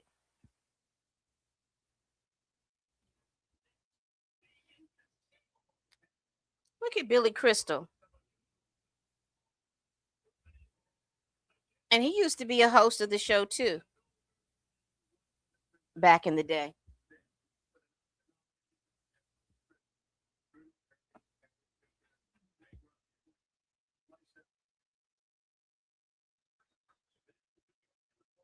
Had he not passed away, I think Robin Williams would have been a great host for the Oscars because he's quick on his feet.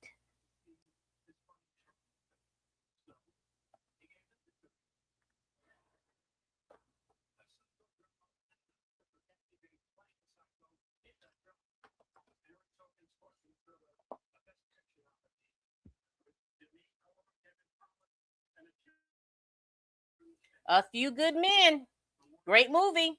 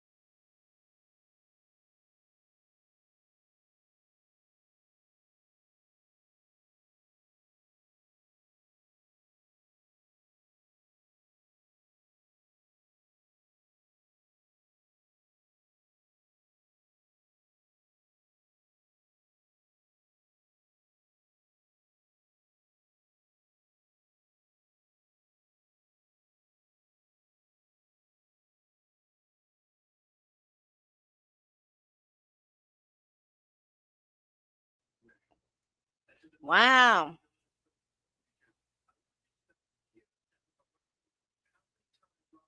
And see, I'm old enough to remember Rob Reiner as Meathead on All in the Family.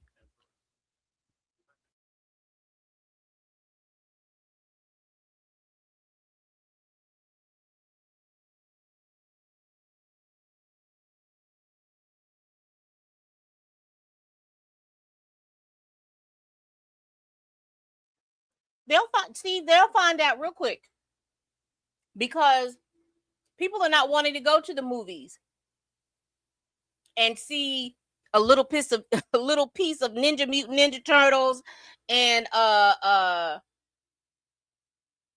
they'll find out real quick. It's not gonna work. This is a nice tribute to the Reiners.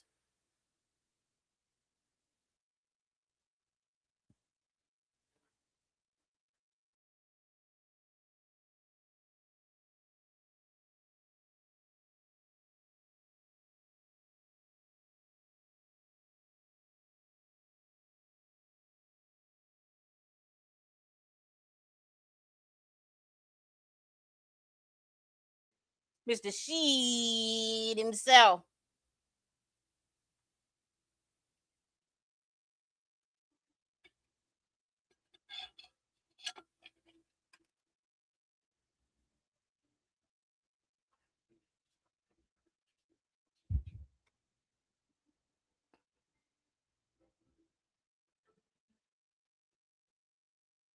Oh, TK Carter.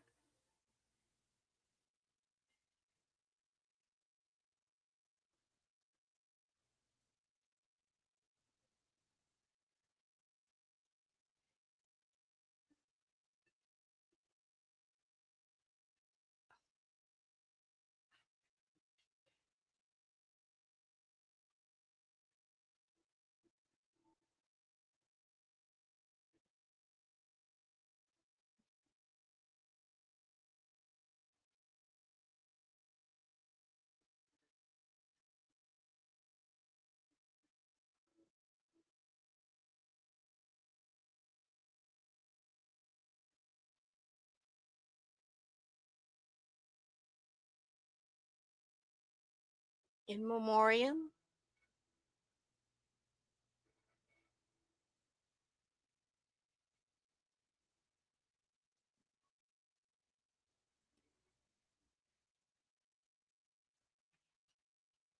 Diane Ladd.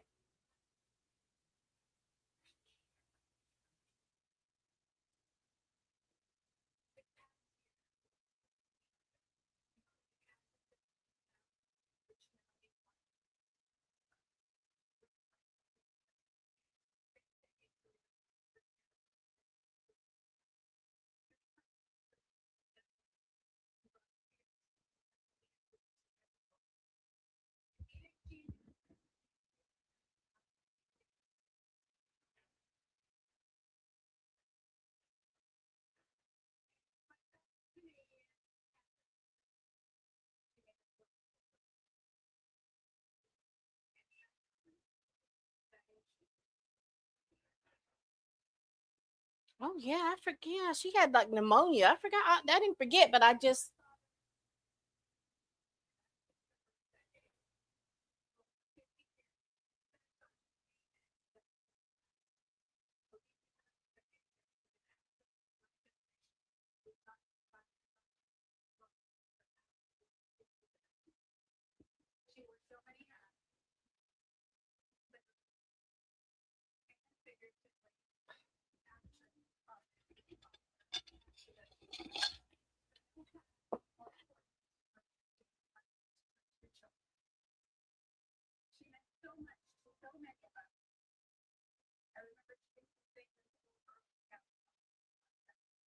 yeah. But he has more.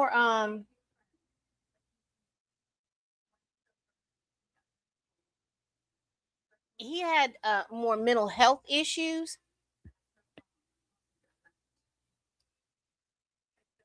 and sometimes it's hard when you have folks that have mental health issues and they try to self medicate.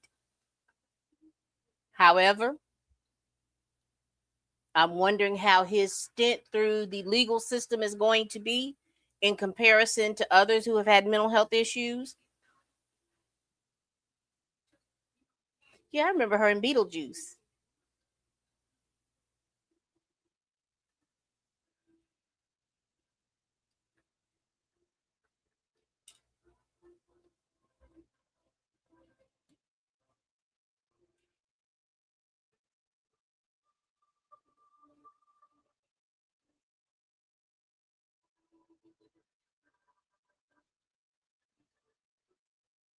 Y'all, a lot of these people are the last end of the silent generation and boomers.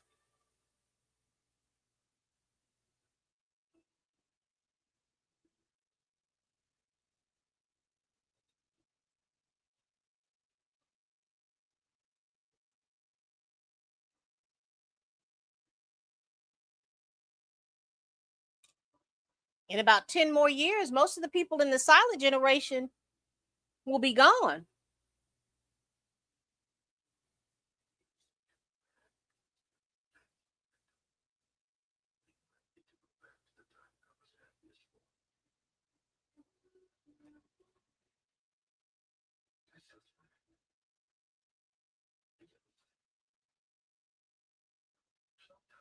Robert Duvall.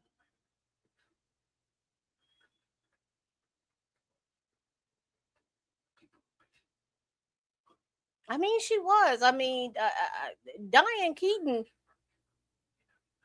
is an icon. Look at there's Robert Redford, an icon. And I'm surprised they didn't do a big thing for Robert Redford.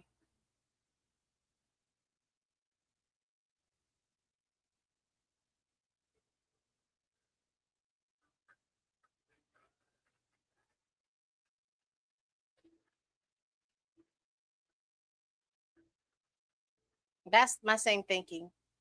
Look at Barbara Streisand, y'all.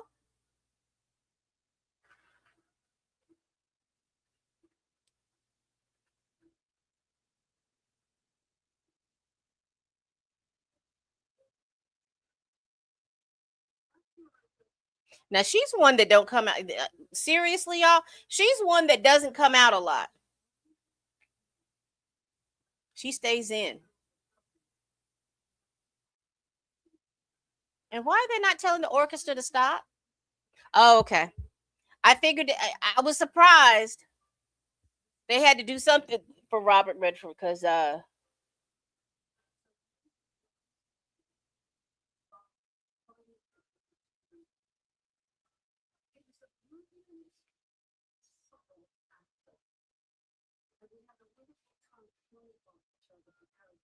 I really needed to stop this music because I can't hear her.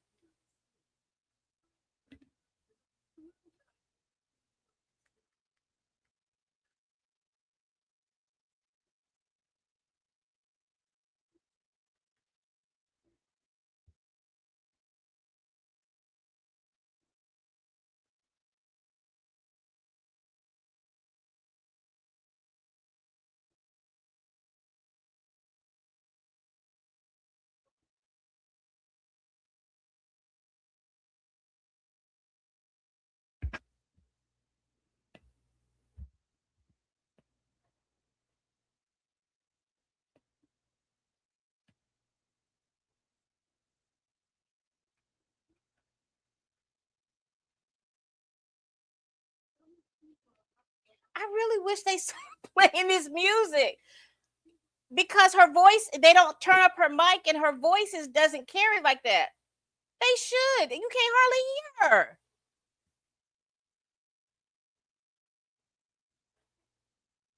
They wrong for this. I'm having to read the closed captions to hear what she's saying because the music is too loud. And they wrong for this.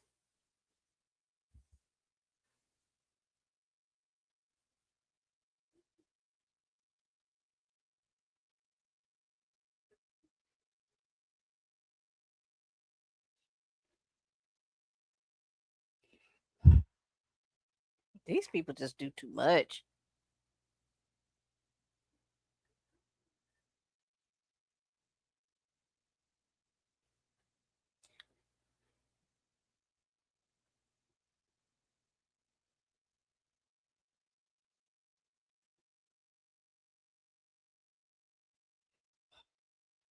This is upsetting me and my homegirls because I don't like this. I don't like this. She is an icon. Barbara Streisand is an icon, and you have to hear what she has to say. And it should not be this music playing like this.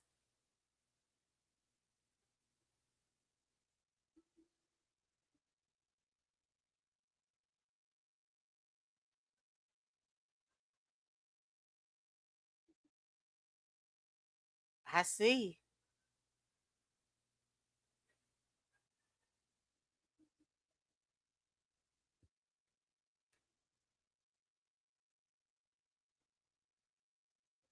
And she don't come out, y'all. I'm just telling y'all. This might be the last little piece you're gonna get of her singing because she did not come out.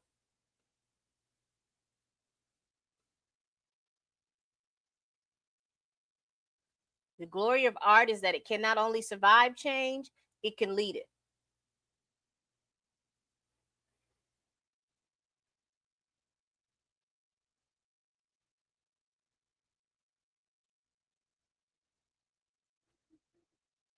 Oh, so they didn't list them all.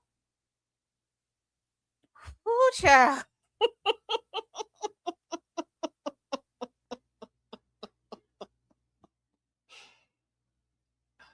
No disrespect to Barbara Streisand, but that was rough. The music was playing, so we couldn't hear her, and then when she did start to sing,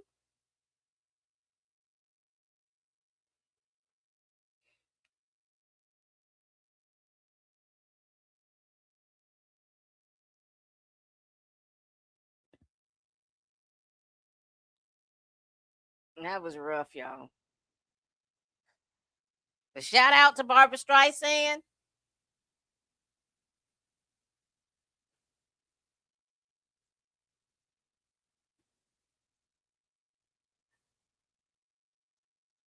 It was. It was a live TV moment, honey.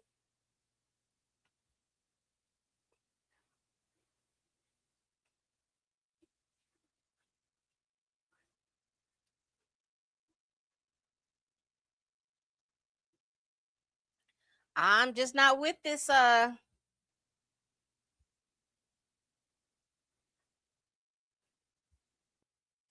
interesting. I'm watching a commercial, and I don't know if that commercial's they have Wicked and Wicked for Good, and Wicked for Good didn't win anything. It's almost like that whole Wicked franchise fell off the face of the map.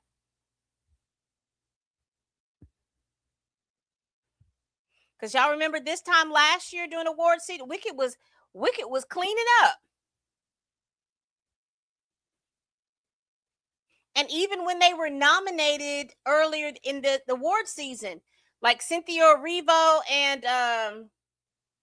Ariana Grande weren't even showing up, but they were to the award shows that they did show up. They were something was going on between those two.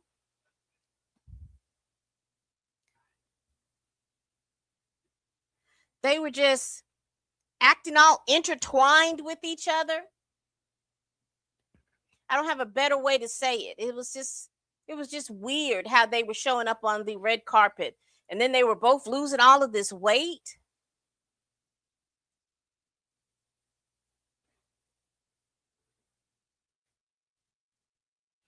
They do. The Oscars love a good musical.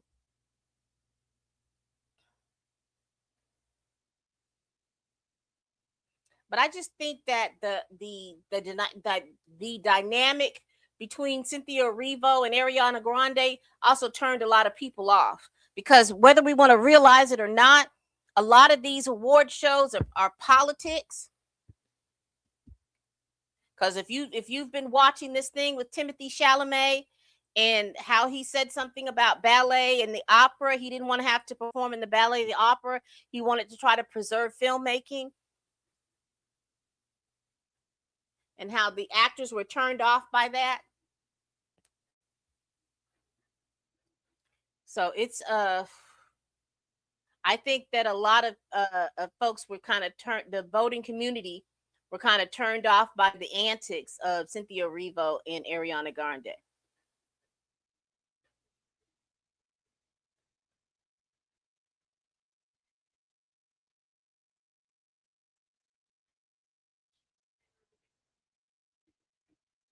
Now I will tell you, I am enjoying Conan O'Brien wait, weaving in how people are on their phones watching ads and stuff like that. Oh, Miss Sigourney with his comedy. I am glad about that. And there go Pascal, Mr. I have to always feel on a woman so I can feel secure. All right, we're getting to production design.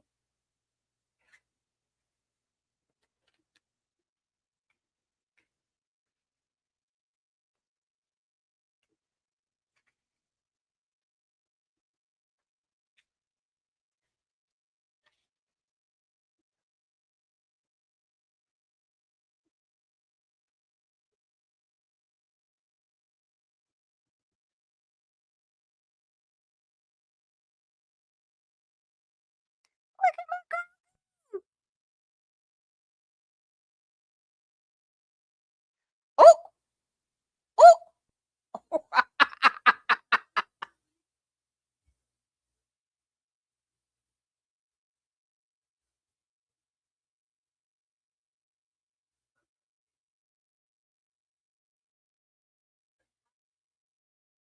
Oh, not fighting over Grogu. And Grogu gonna outlive all y'all.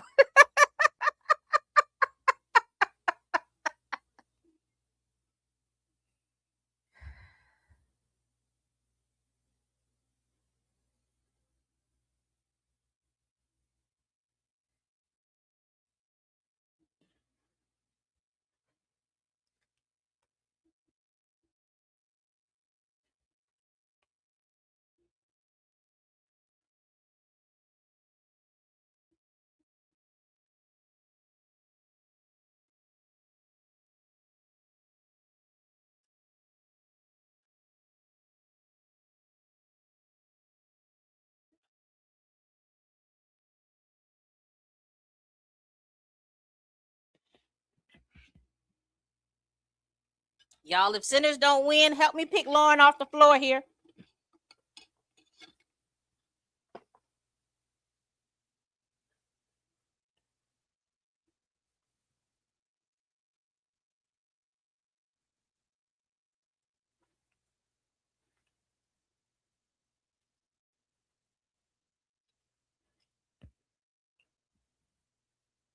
Somebody get Lauren off the floor, y'all.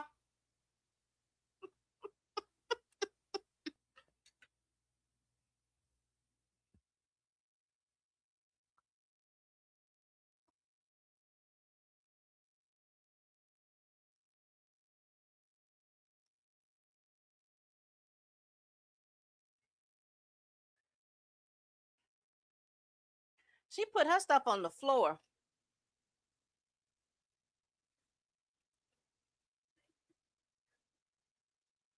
The Academy, Lauren.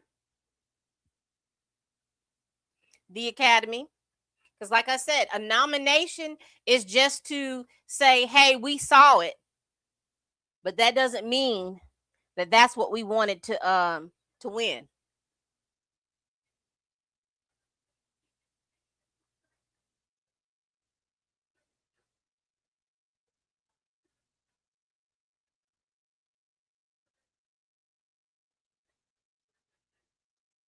So what is this? 1 out of 7? 1 out of 6? 1 out of 7, Lauren?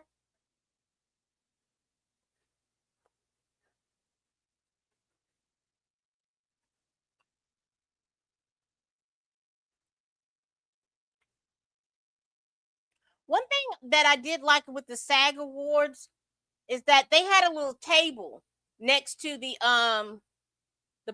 where they accept the thing. So if they needed to put their awards down, they wouldn't have had to, they wouldn't have had to do like she had to do and put it on the floor. 1 out of 6.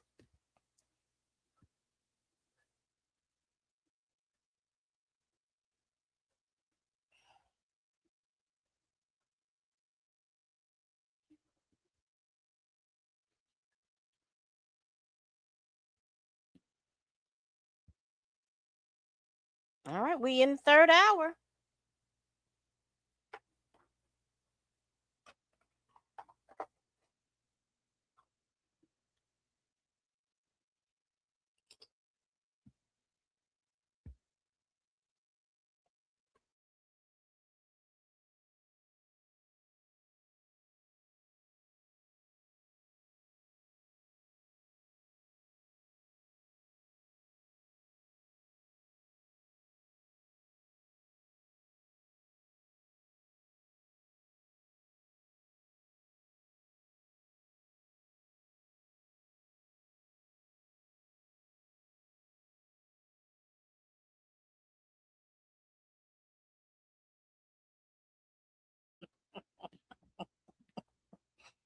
Y'all get Lauren from swinging around here. She done already took a Lauren had already took her earrings off. Oh my goodness.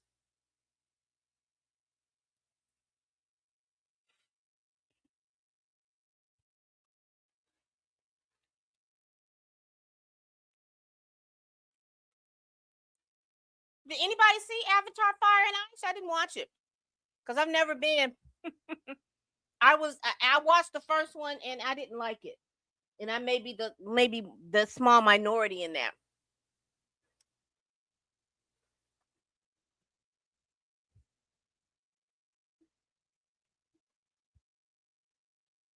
Now I'm gonna tell you where I'm gonna be hurt when you're talking about behind the scenes. If the Avatar girl does not win for cinematography, I'm gonna be hurt because I think that all the nominees that she had the best cinematography.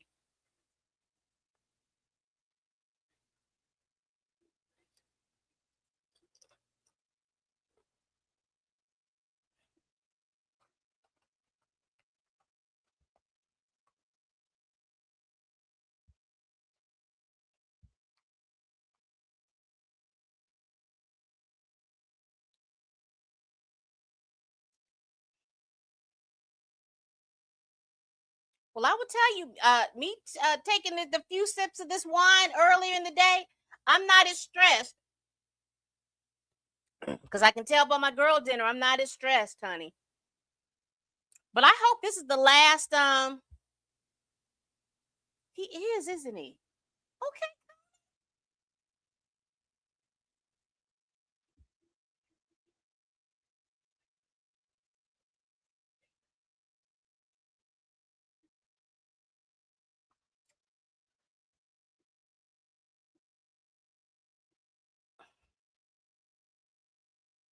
I will say this. I was going to say because I was just about to say, are they going to be promoting this Grogu movie? Because that was the only reason why he was going to be there.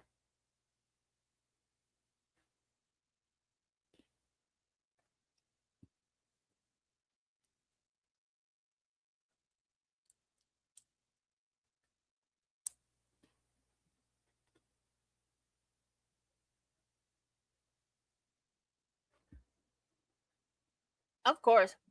But what I was going to say about Sinners is like I've said before, everybody was excited about the 16 nominations, but if you know, you know.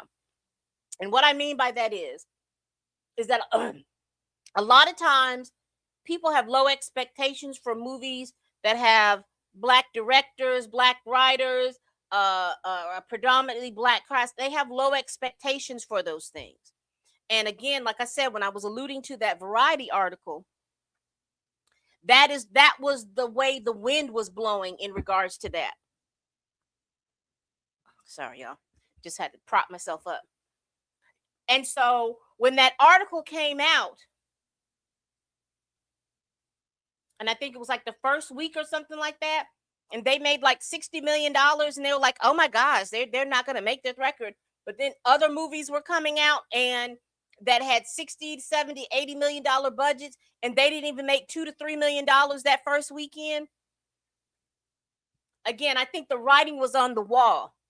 I think shout out to the fans of Ryan Coogler, Michael B. Jordan, Delroy Lindo, Wumi Masako, Jamie Lawson, Omar, and all the other people in the cast. Shout out to your fans, because those are the people that went back and forth to those movies to the point, and you all correct me if I'm wrong, but I have not seen a movie that's had what? Sinners has had at least 6 to 7 re-releases. They released in April,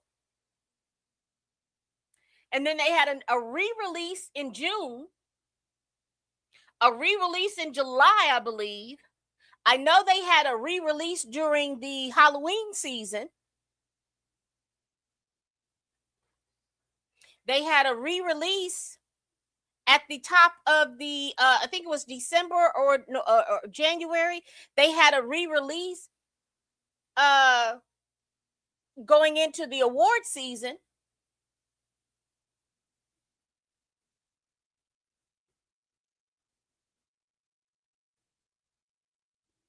Well, I don't know, Lauren, because if you let what's going on, because if you look at what went on at Golden Globes and the SAG Awards and all that other stuff, Best Director has gone to the One Battle After Another director.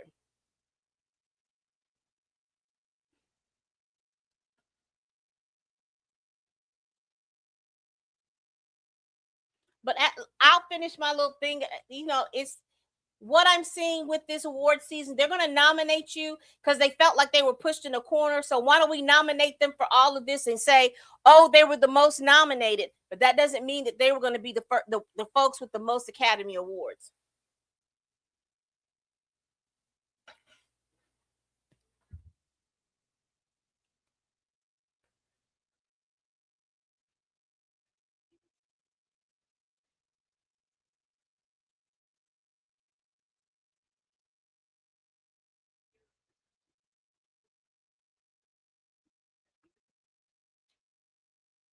I hope that the perfect neighbor. Let me see. Is that the perfect neighbor? It's a documentary short, isn't it?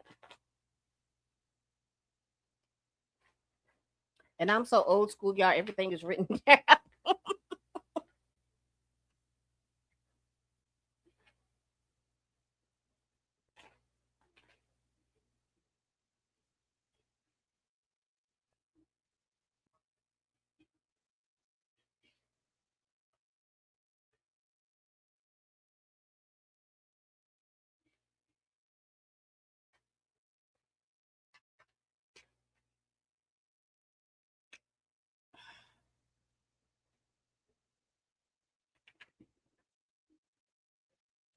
Come on, Jimmy.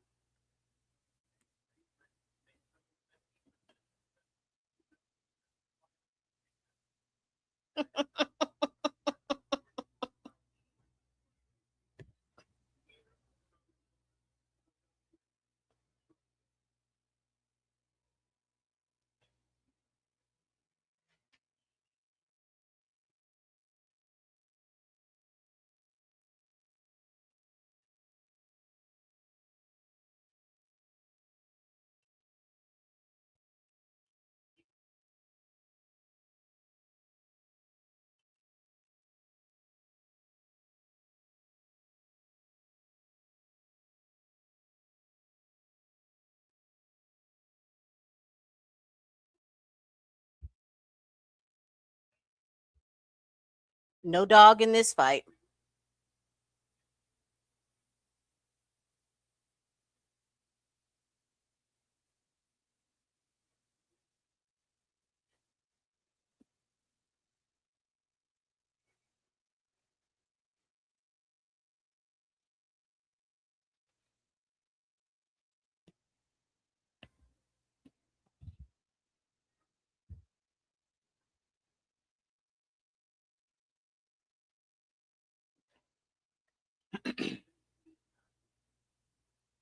Now I have for best documentary. I want the perfect neighbor to win, but it looks like as far as the percentages were going, um, and they won at the BAFTAs was Mr. Nobody against Putin. So the best documentary that I'm looking at is Mr. Nobody against Putin, The Perfect Neighbor, The Alabama Solution, Come See Me in the Good Light, and Cutting Through Rocks.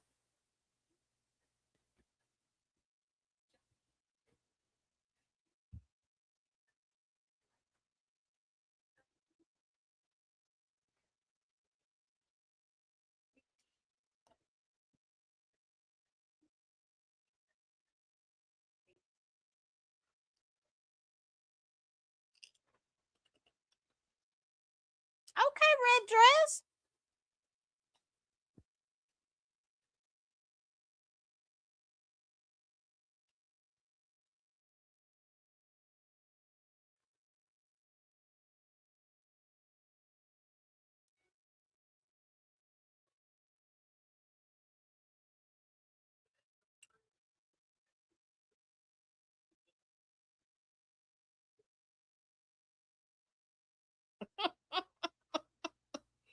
We know that, Jimmy Kimmel. Alabama Solution, See Me in the Good Light. I want The Perfect Neighbor to win. I reviewed that show.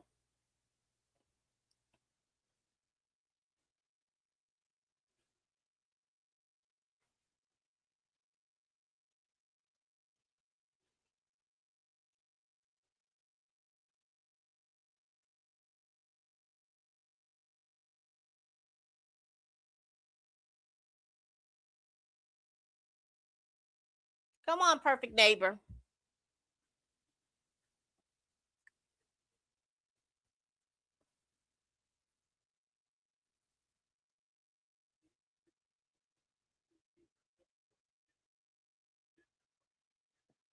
I told you they were going to win.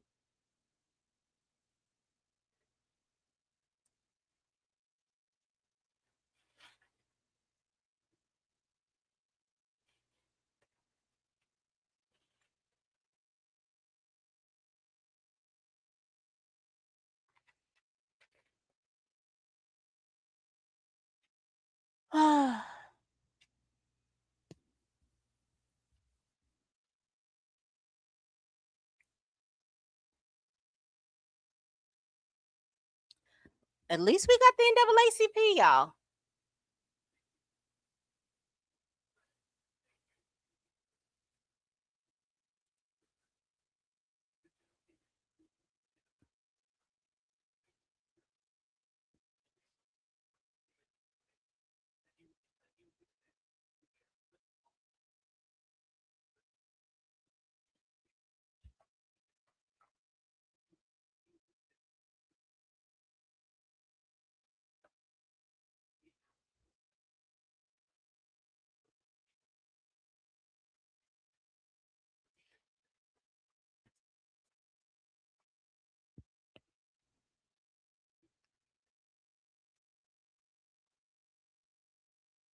He looks like he looks a little bit like Gene Wilder to me.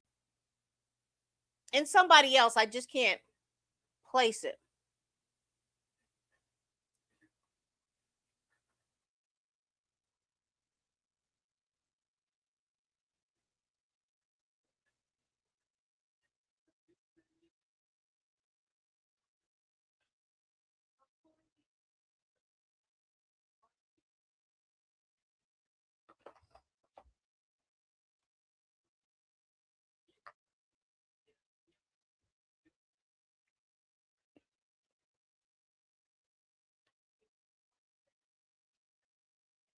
Well, child, they are talking about stuff that's happening in our own country.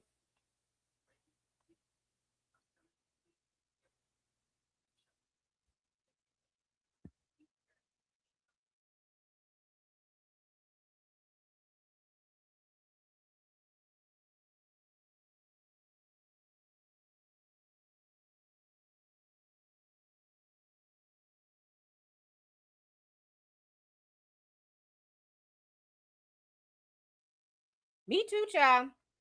Because it's starting. I'm starting. Look, I'm starting to slow down. We are in the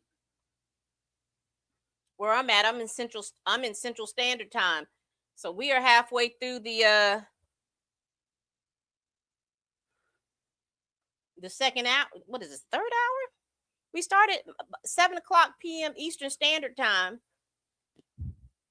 So it's 9 o'clock where you all are at. Most some of you all at. It's 8 o'clock where I'm at.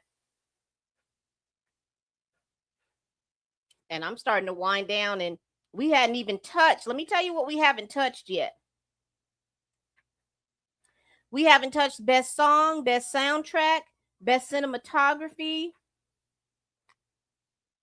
best ensemble cast, best actor and actress,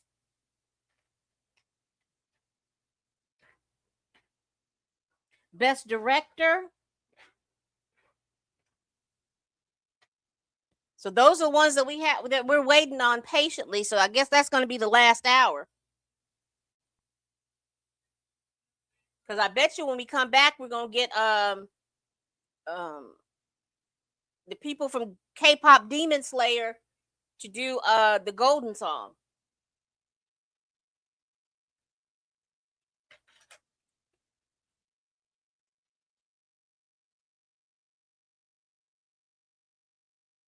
Because I've reached my my, I've reached my alcohol limit, and I'm almost down for the count, y'all.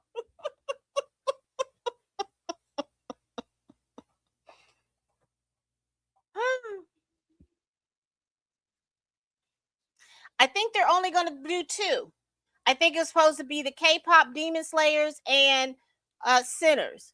And again, that's telling me that they did that purposely. So you'll see Sinners during the live broadcast, but excuse me, y'all, you're not going to see the winning.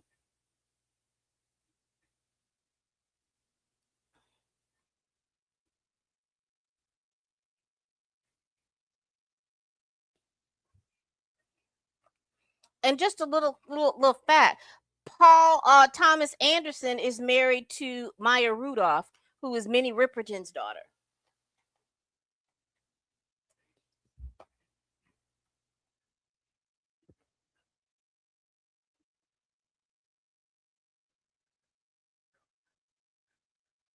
Yeah, I don't.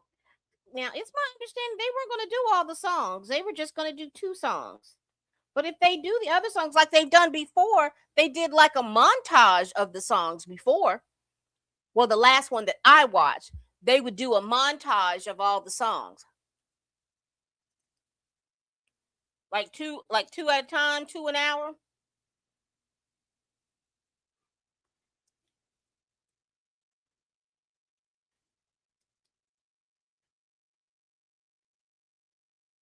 And I apologize. I am snacking on a potato chip. Let me turn my soy down.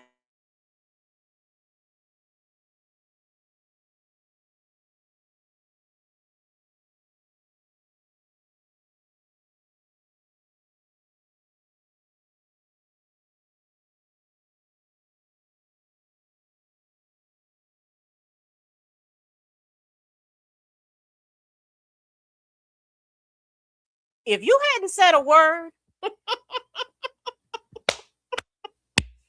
if you hadn't said a word, honey, you can sing and dance all night, baby, but to win an award, hmm.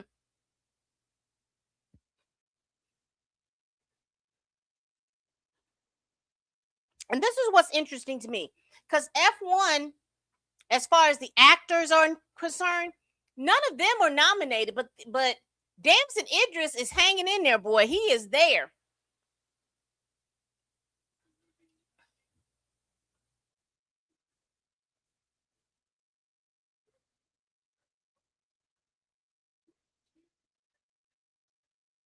F1 is good. You would be surprised that I'm not a racing girl, but I enjoyed the show. I really truly enjoyed the movie.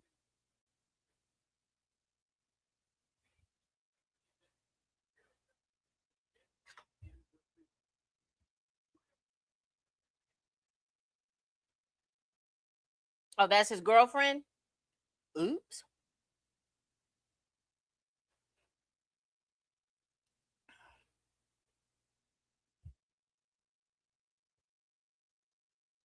And she really tries to play down her beauty, and to me she looks a hot mess right there, but she really truly tries to play it down.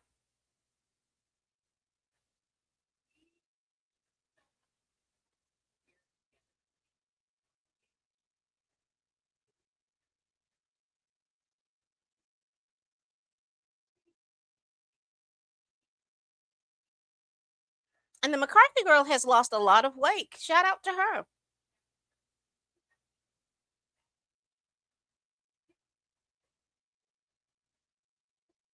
Now, Lauren, this is where Sinners was nominated as well.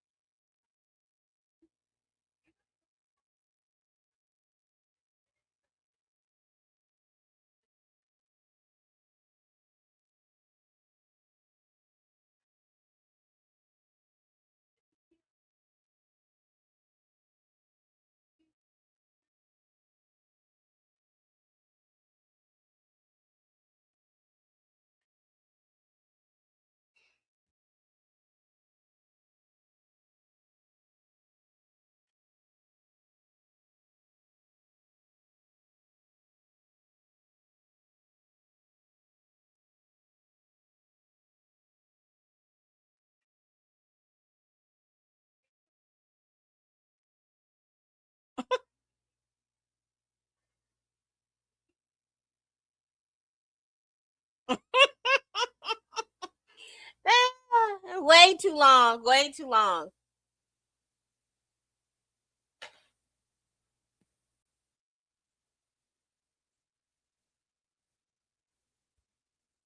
Because I think Conan O'Brien's opening skit was 5 minutes too long.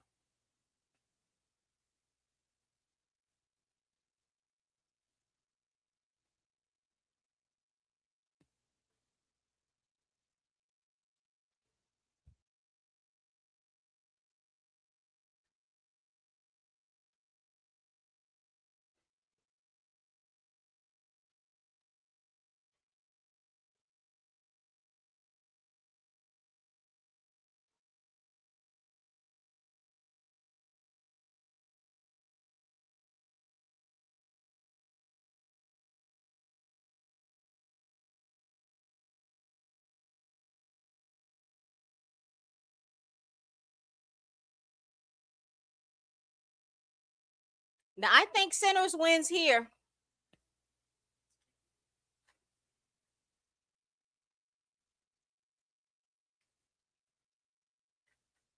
Okay, Ludwig, got it. This is the first time I see you bring somebody to the Oscar. I mean, to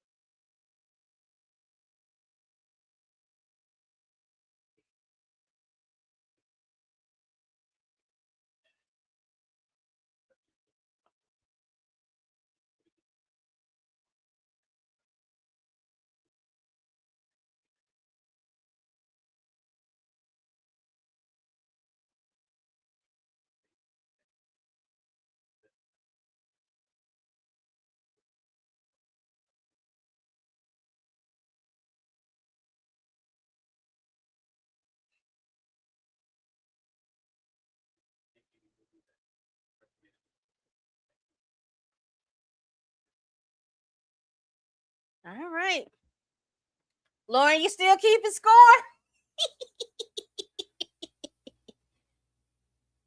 Because I think what is that?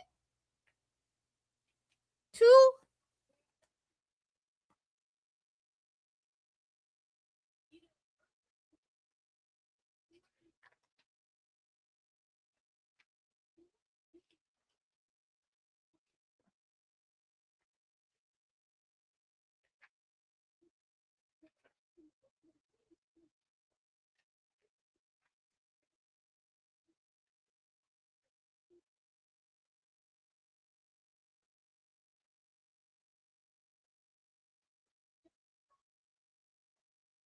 They could just say it. They could just say this in this award. They don't have to go in all these monologues. It's too many of them.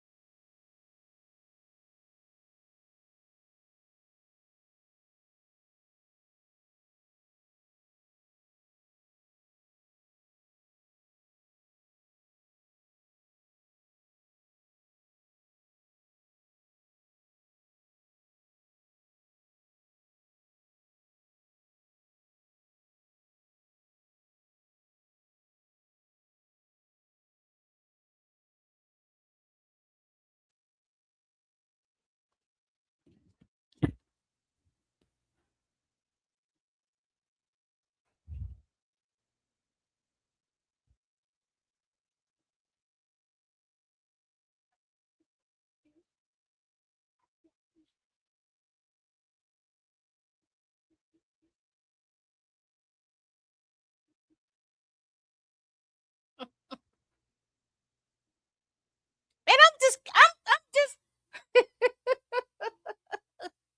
because there's not.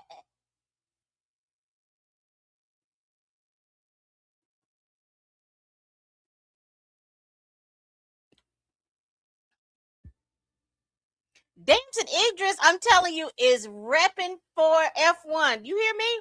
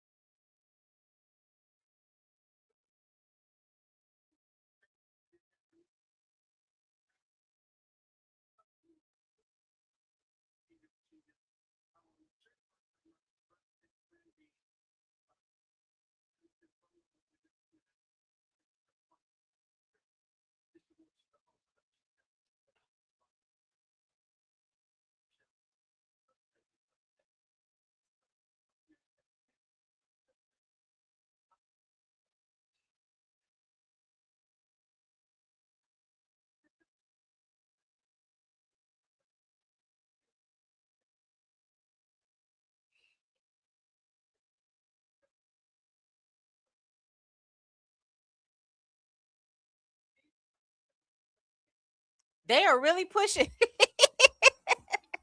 Y'all, now that I'm listening to what everyone is saying, because usually people they're real political at these award shows, but basically what the Oscars are pushing is that they want y'all to go back to the movies. Y'all are not at the movies. Oh, that's a beautiful dress. Oh, I like that. Lynette Howell Taylor, that's a nice dress.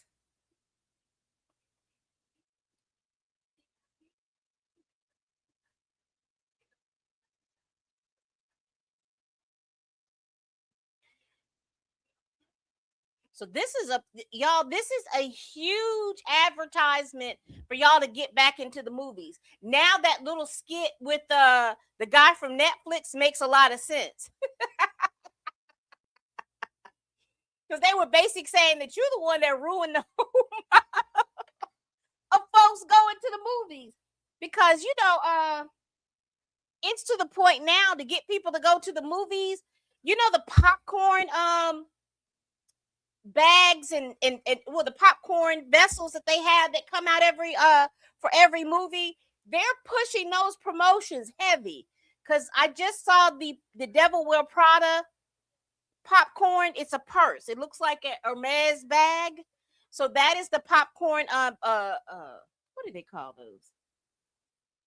Popcorn. I'm just gonna say uh popcorn case, popcorn vessel, popcorn, whatever it is called. Because I saw the one for Sinners, and the one for Sinners was a guitar, and then well, all of these blockbuster movies have different popcorn vessel thingies, and they're pushing them heavy.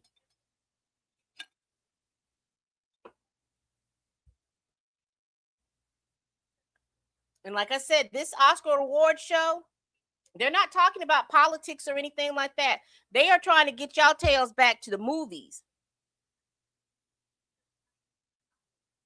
And all I can say to people in Hollywood, you need to make the movie so that the people will get back to the movie theater. Y'all are not making the movies for the people to come to the movie theater. You no longer have blockbuster stars that can put seats, fill seats at the movie theater, because let's be very clear, you don't have superstars like Brad Pitt and Leo DiCaprio and George Clooney and Denzel Washington and all of those greats. You don't have stars like that. Just by their name alone, you would go and sit down in that seat. Leo DiCaprio.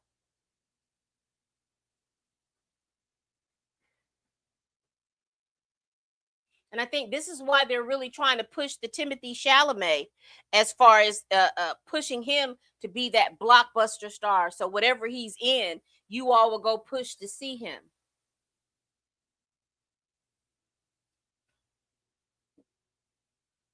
Because now people go see characters with the influx of Marvel and all of those Marvel and DC movies. People are going to see the characters more so than they're seeing the actors that are portraying the characters.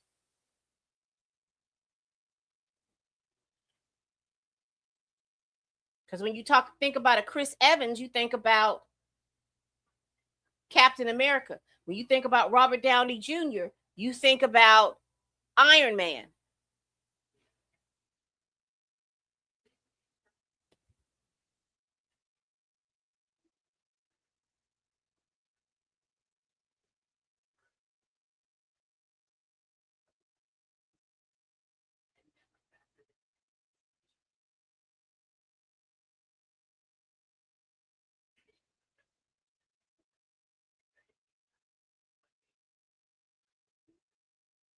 Because I'm thinking about it. Can y'all think about any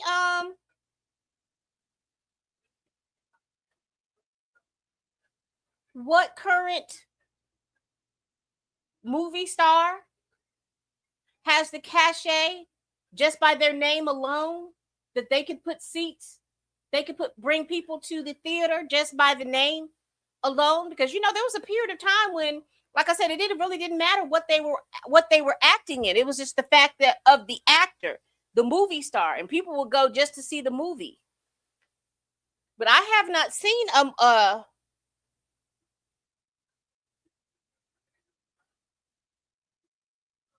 what star do you all think? I still think people go see things that Leo DiCaprio is in.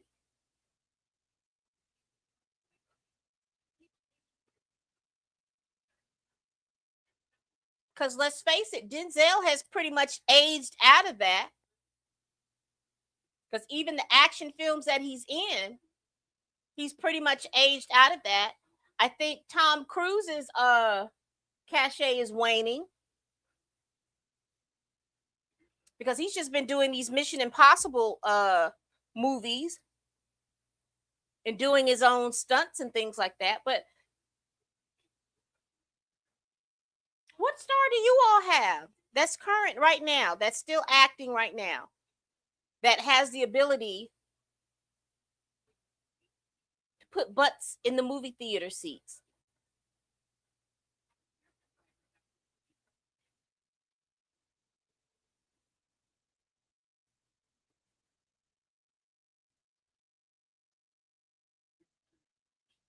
Yeah, because Leo is at that age now where he's middle age, so he still can put butts in the seats, but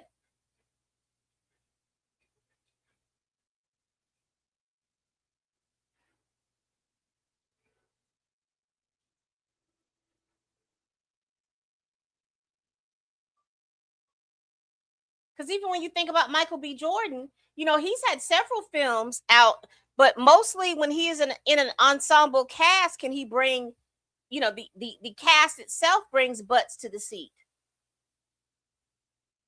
Because he's had like Just Mercy, and he didn't bring that many booties to the seat.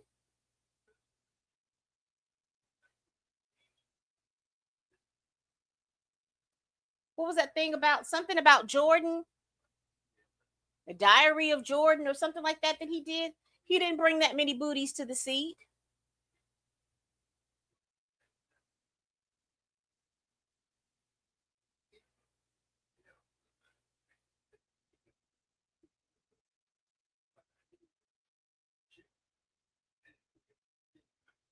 I guess he did with Creed. Let me stop. I guess when he did the movie and he was directing, he brought a lot of booties to the seat.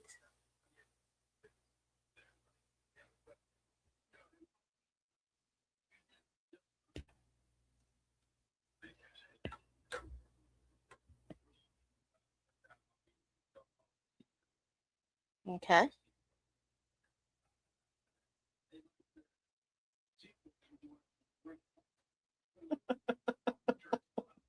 It really is. It really truly is.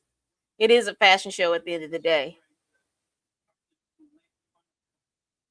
Yeah, they're dependent a lot on superhero movies. And like I said, Hollywood has gotten lazy. There are probably so many up and coming writers,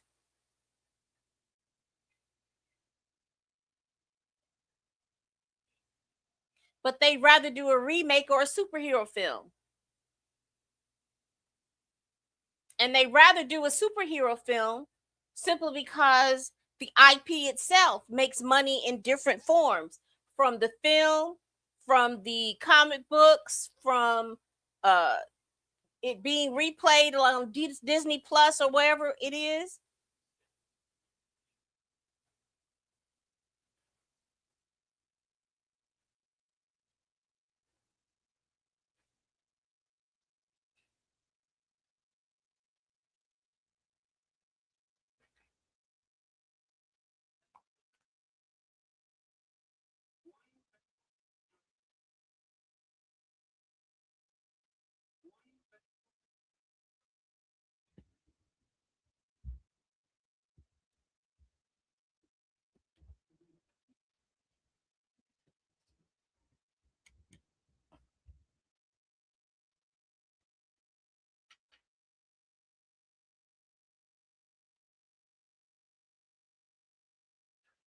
Why did it pass through so many hands?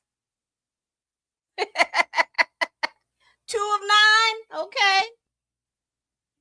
We keeping score.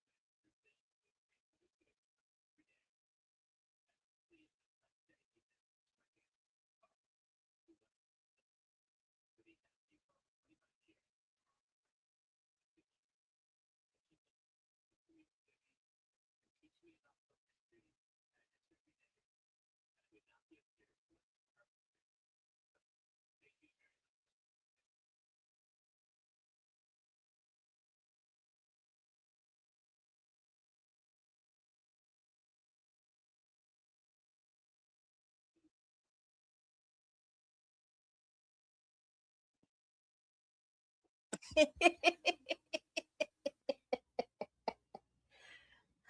child. So 9 awards that Sinners was nominated with, and they only won 2. Okay,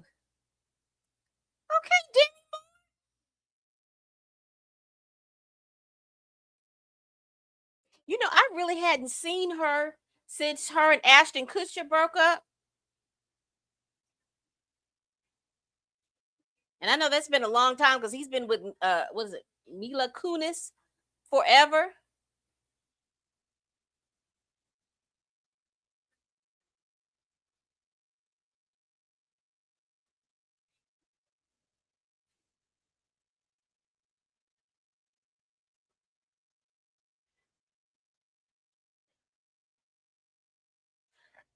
Now I'll be heartbroken if she doesn't win this one.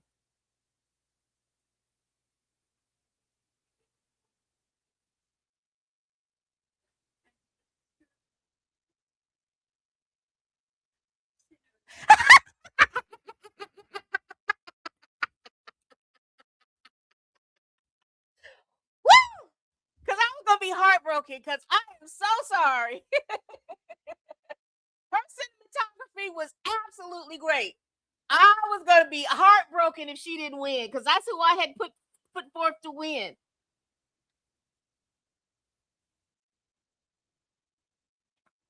Oh, I was gonna be heartbroken.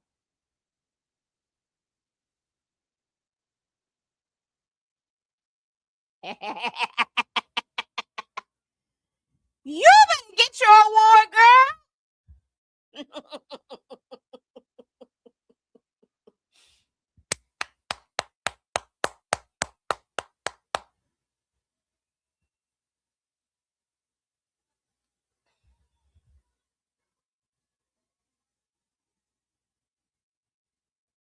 And she's sharp. I was gonna be heartbroken. I was gonna be heartbroken.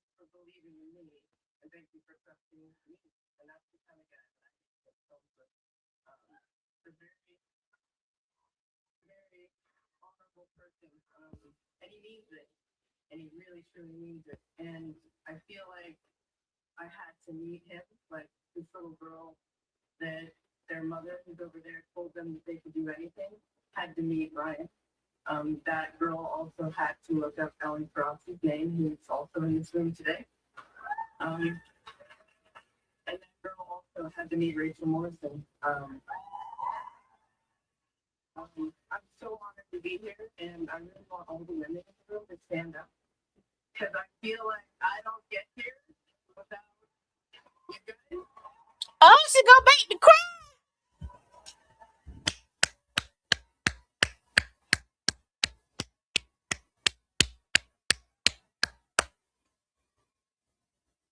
Oh, I would have been so heartbroken had she not won. I'd have been so heartbroken.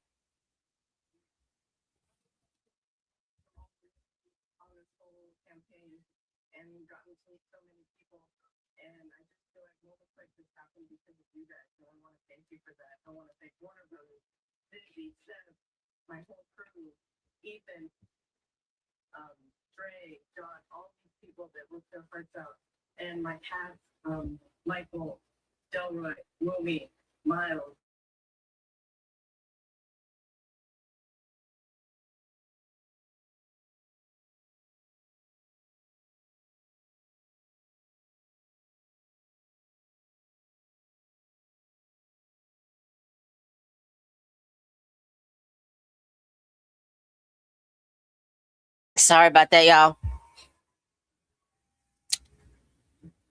Yes, I told you that's who I wanted to win.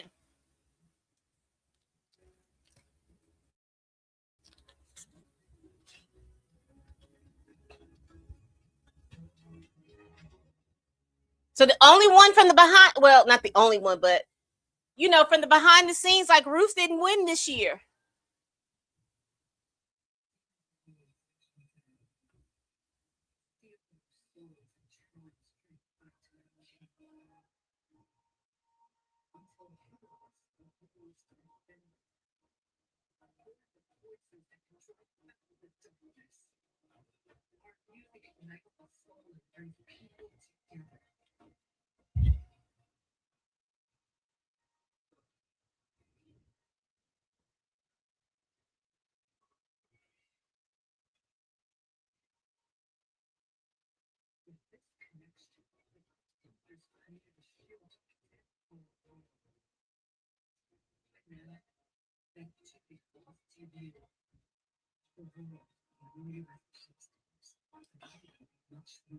Have you all watched K-pop Demon Slayer or Demon Hunter?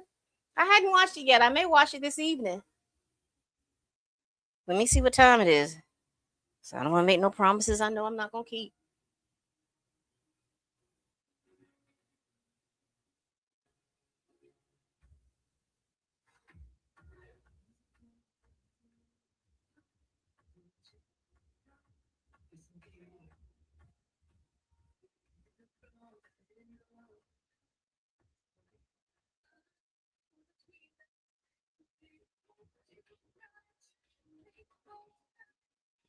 Uh-oh. I forgot, y'all. They've been to cut my live off with this music. Hold on.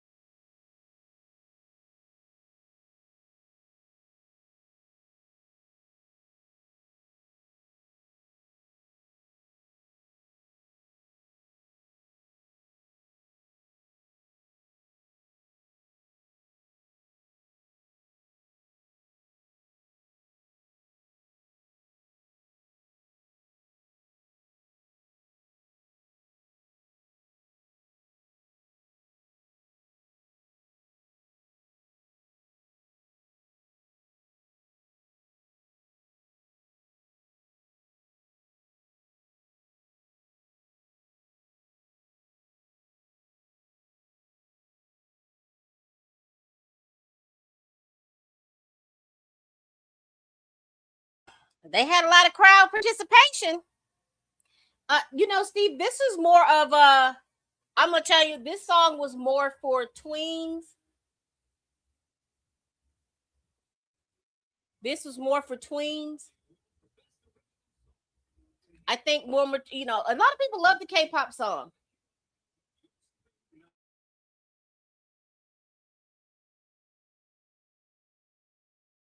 So, like I said, this was going to be the last song that they were going to play. So, I guess if you want to hear the other songs, you can hit that QR code that they had. Ooh.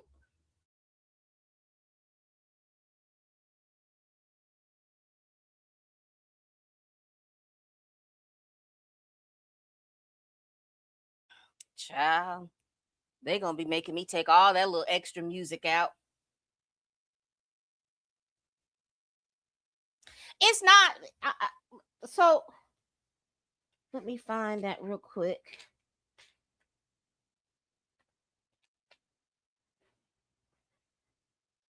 It's a decent song.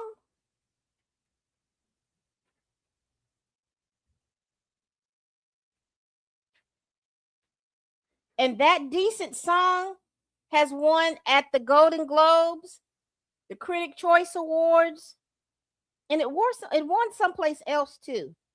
So it is the front runner to win. I lied to you. So it's at on my calculations, it's at 85% chance to win.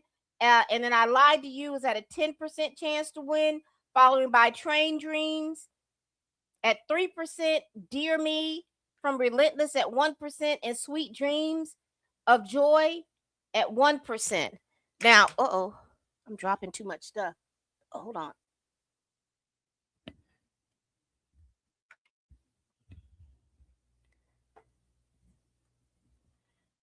I'm going back to the little bed nap to see what the odds were. Let's see. Let's go back up. Best actor.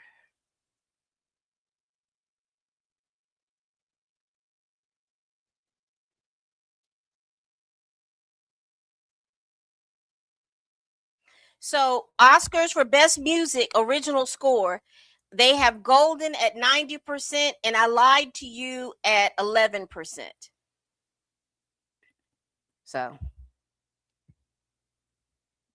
and it didn't hurt that it was a very catchy pop song.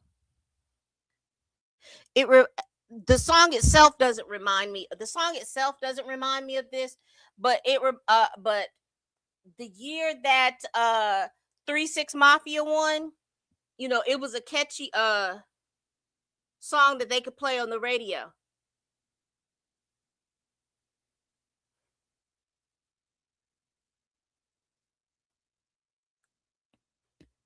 But yeah, it could be. It's favored to win. Not the federal law. If how do I want to say it? The Oscars could flow so much easier if you cut down on the skits and you cut down on the presenters trying to be comedians.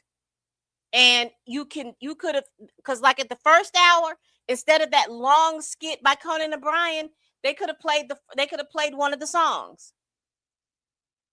And then at the end, because they could have had, how many songs is it? I think it's 5 songs.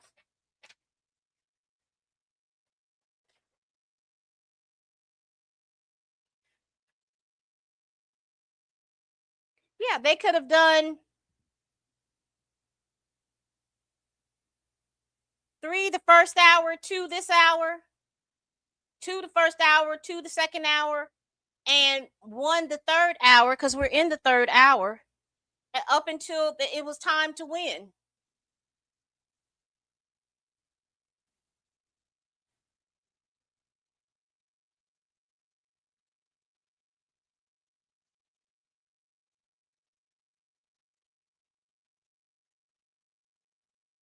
All right. And I could be I could be very persnickety, but honey, after my award, if they had called my award and I didn't win, I think I'd have been like Denzel. I'm leaving with something, and I'd have got me a tray for the second row. I think Regina Hall's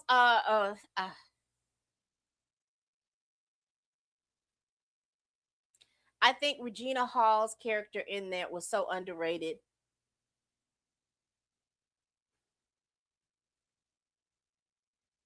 All right, let's get back into it.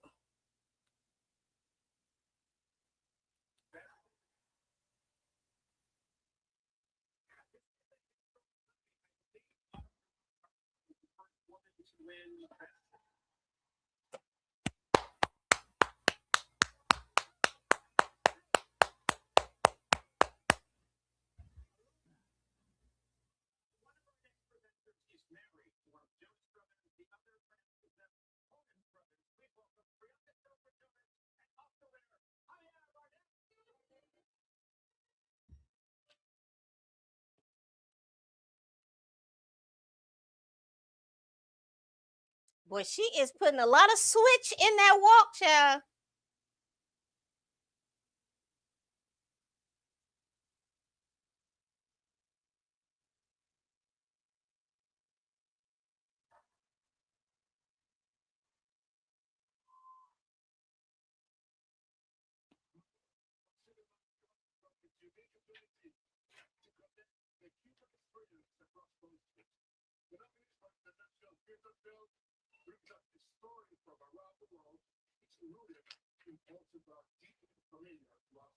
No dog in this fight, y'all.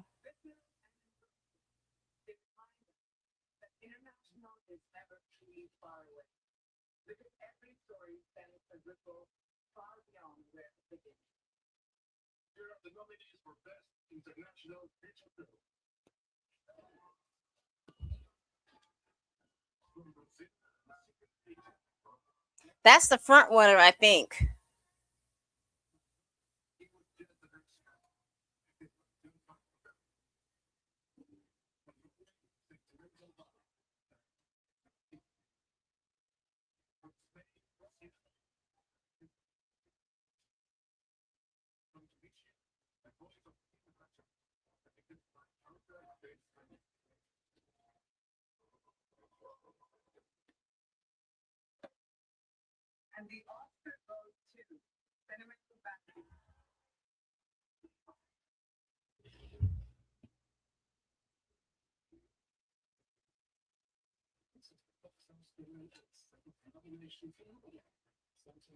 No dog in that fight. Yeah, they had mentioned that they were going to only play two because there was an instance where they were talking about trying to get the Oscars in under 3 hours. But you see, we're in the third hour, so they could have definitely just played the songs.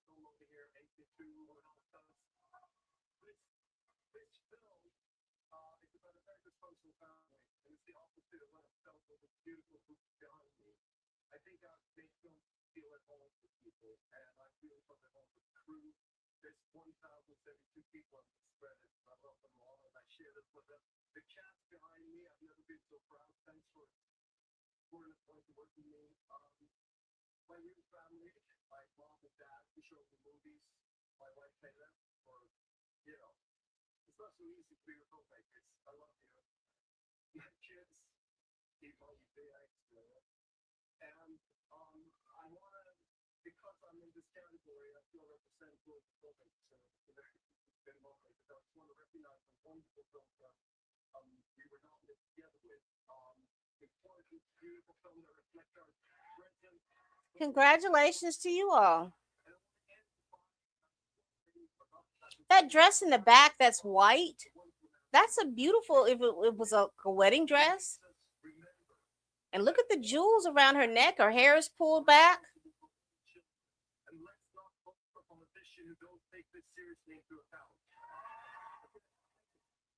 That's the first political type speech that I've heard since we've been watching. Not say you, say me. Oh, I keep forgetting I'm at the Oscars and they playing all this music.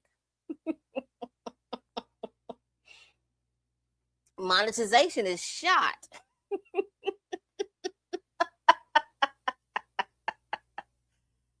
Oh, got Lionel out there. I was wondering why Say You Say Me came out.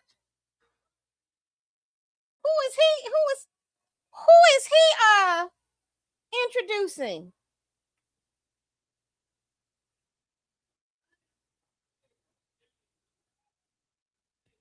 Sound like an old Baptist preacher.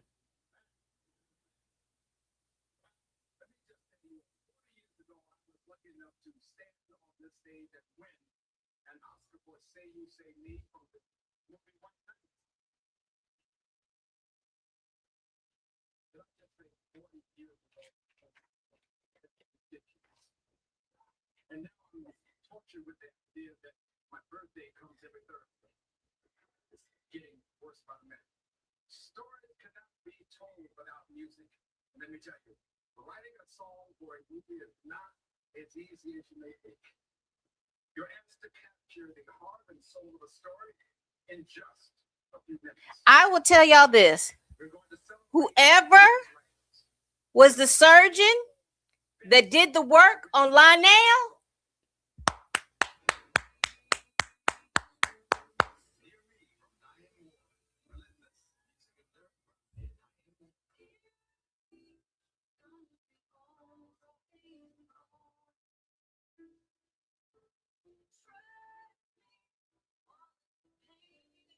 because Lionel looked good, because Lionel is 70 plus years old. Now I have this I said going to, I think it's K-pop Demon Slayer, whatever the name of the Golden, but I'd like for Sinners to win.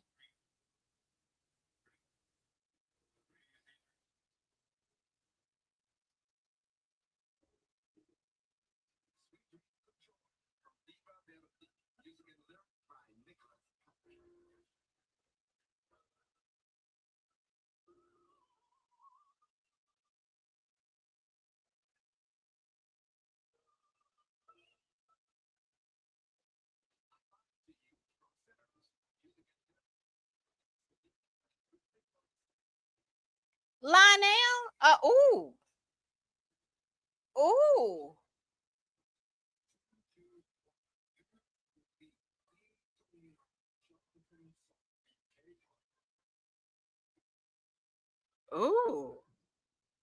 I'm still go with Lionel,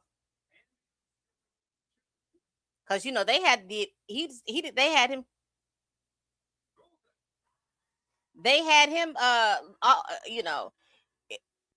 if they'd have pulled too tight around the eyes, he'd have looked like a little lion.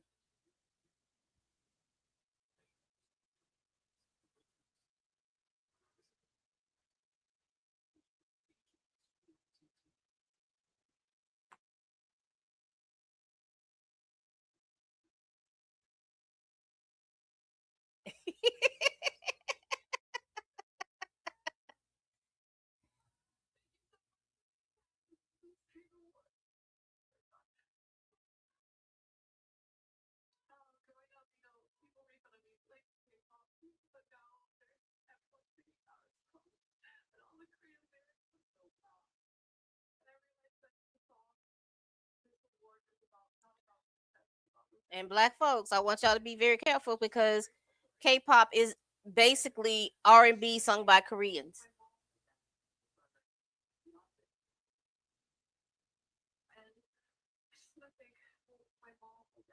Because what was it, 10 or 15 years ago? They had a crew of them come over and study all of the boy bands and girl bands of the 90s.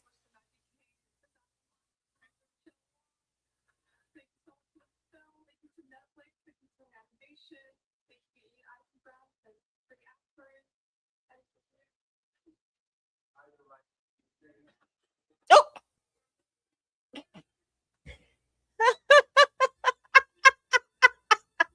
oops.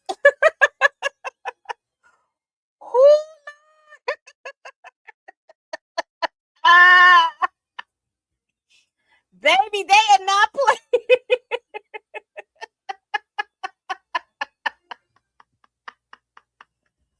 Oh my gosh. Who they played their tails off. You should have had what? Just a note for people who have not watched the Oscars before or any award show. If you are in an ensemble, please just have one person to thank everybody.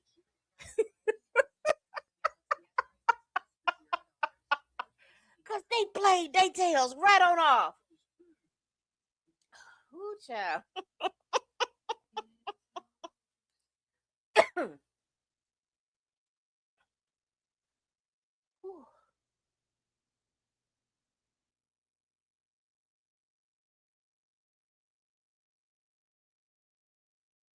Oh my gosh.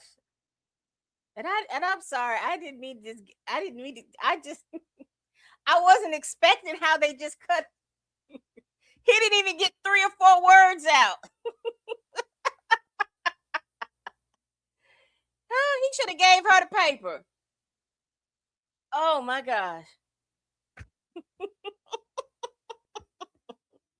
It was short, baby. You talk about short?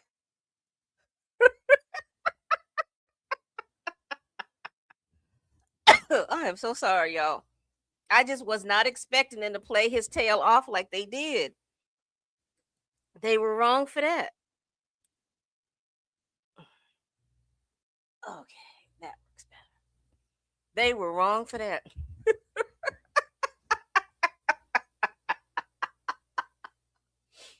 All right, we don't have that many to go. Let's see. As far as that I'm concerned. So we're still waiting on Best Director, Best Actor, and Best Actress.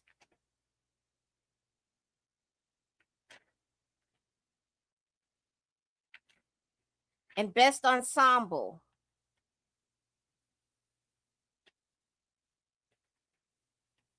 That's what we're waiting on. We're in that last hour, so they need to hurry up.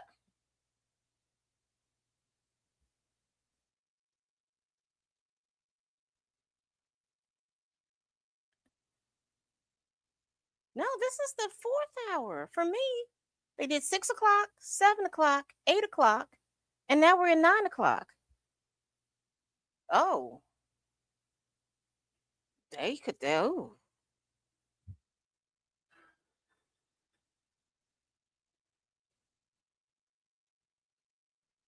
Come on, go ahead, Zendaya.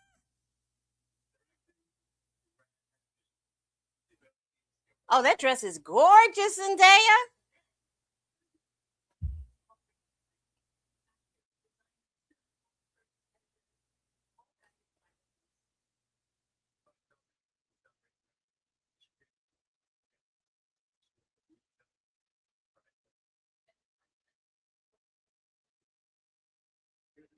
Baby, they are really pushing y'all to get back to the movies.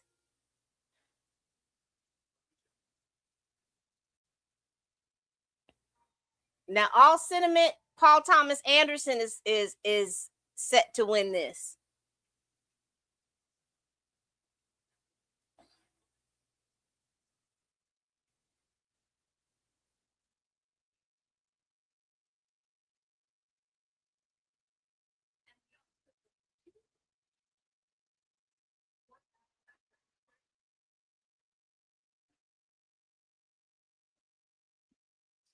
Y'all, please pick my friend Lauren up off the floor.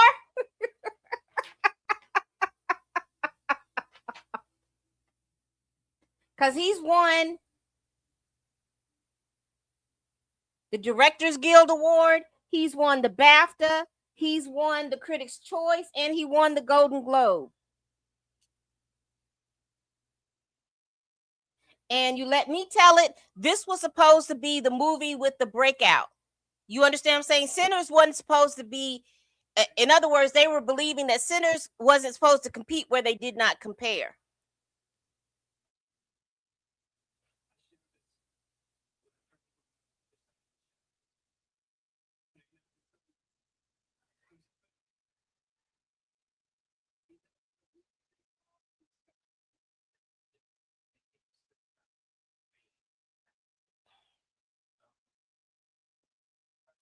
I tried to soften the blow. I told y'all to get your libations at the beginning so that you'll be calmer.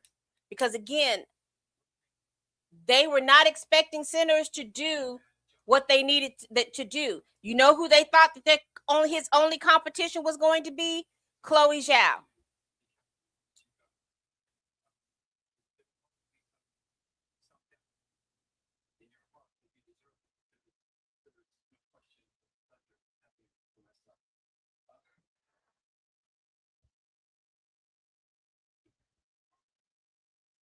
Oh no, he didn't. Did he get cocky? Okay.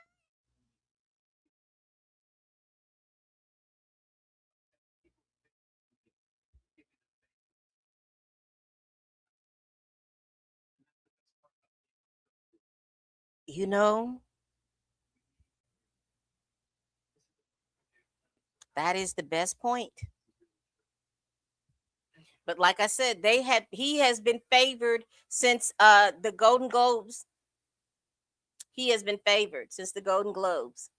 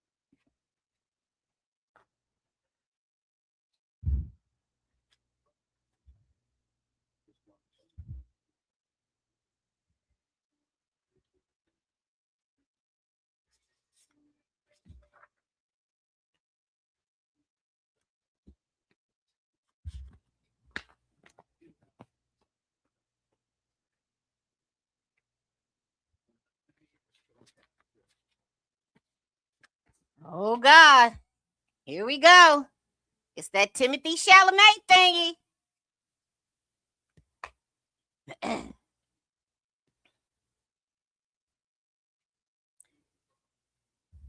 He basically said that I know y'all were hoping that you all was going to win, but it looks better.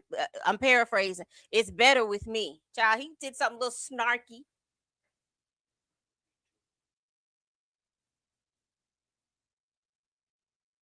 Come on, Michael. I think you can win this.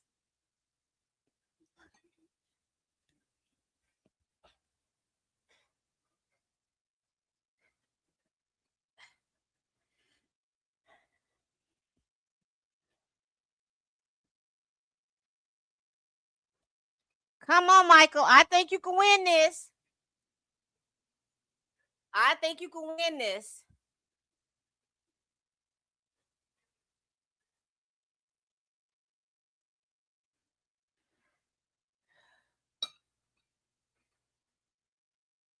All right, Lauren. Let me not cuss.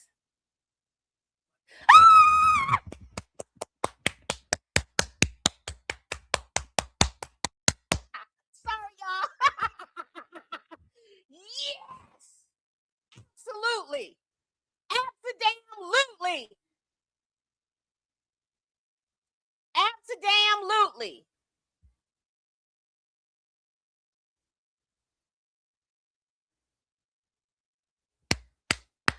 Three characters. That man played three characters. Absolutely. Sit your little butt down, Timothy Chalamet. Absolutely. Yes, yes, yes, yes, yes. How many is that, Lauren? Absolutely, he should have won that one. Let me listen to the speech. Hold on.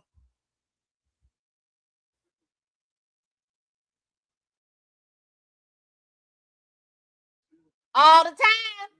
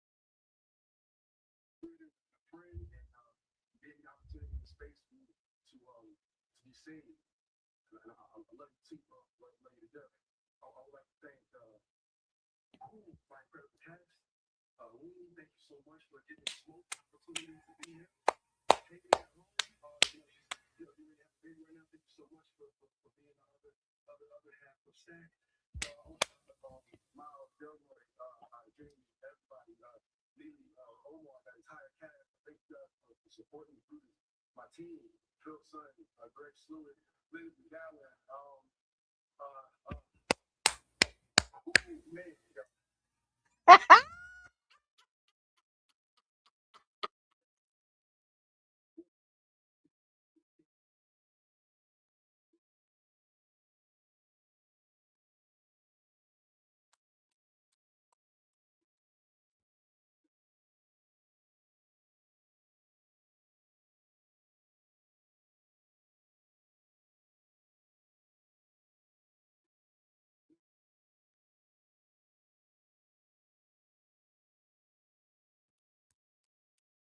he's betting on.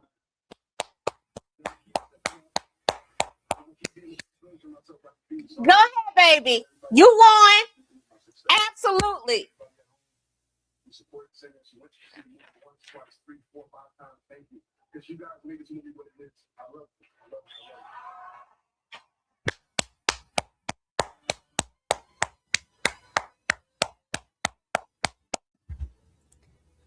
I love Absolutely.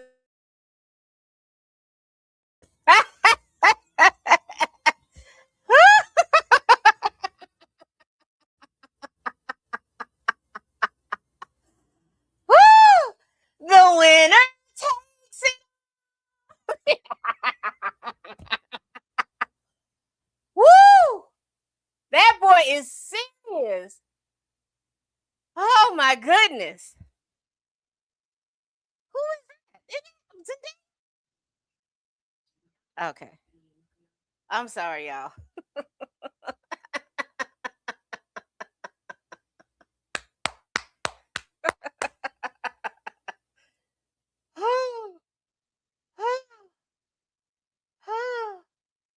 Yes, honey.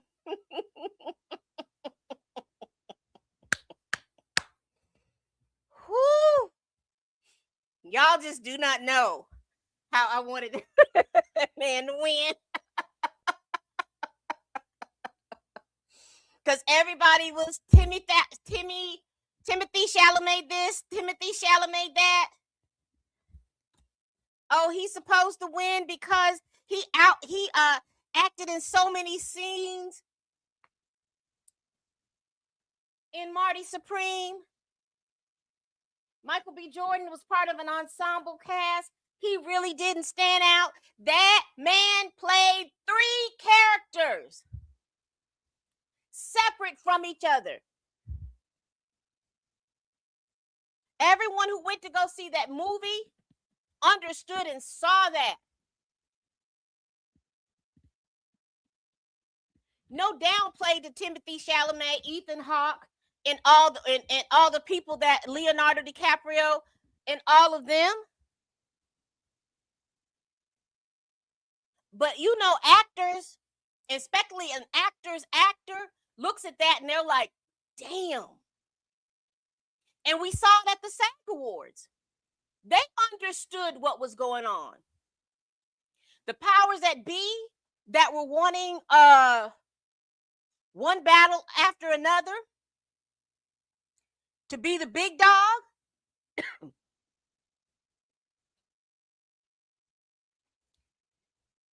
they weren't ready for it.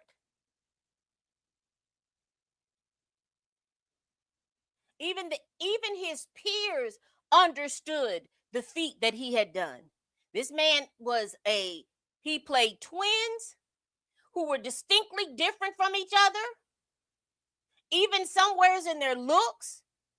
Because with Stack, he always kept like a little smile on his face. He moved differently. And then when he told us his process, it made all kinds of sense. Absolutely. Absolutely. He should have won that. And you didn't get it mixed up. Not only did you not get it mixed up, you weren't looking at Michael B. Jordan. He even though his accent. I mean, I don't know what to tell y'all.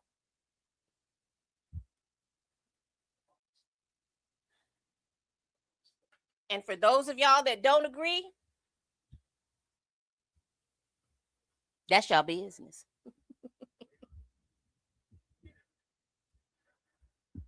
So this has been 4 hours.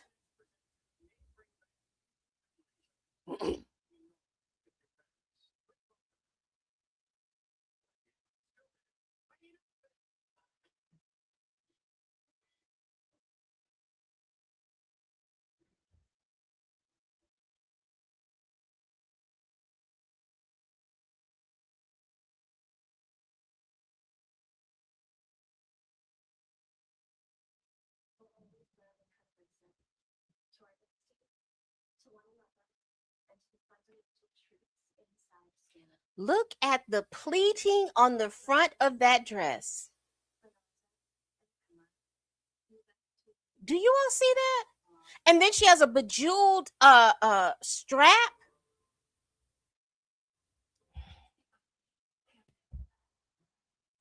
Now she's the favorite to win. She has won everything from the Golden Globes, from the Critics' Choice, from the BAFTA, from the SAG. She has won it. Jessie Buckley.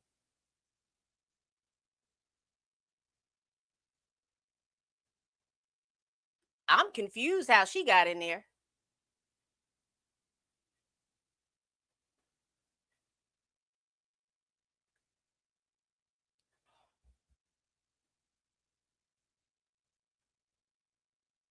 Did y'all watch Begonia?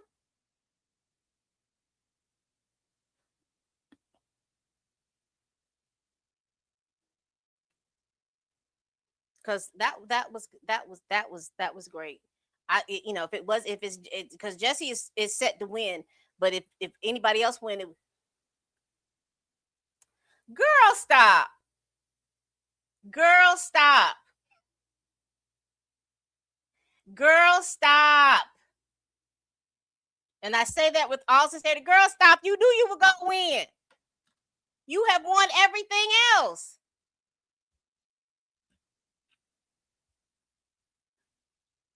Child, this is like Lauren. I told y'all this is like spades. How many books did we get, Lauren?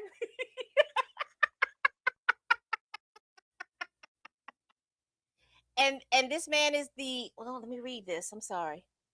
To receive the award, lead actors.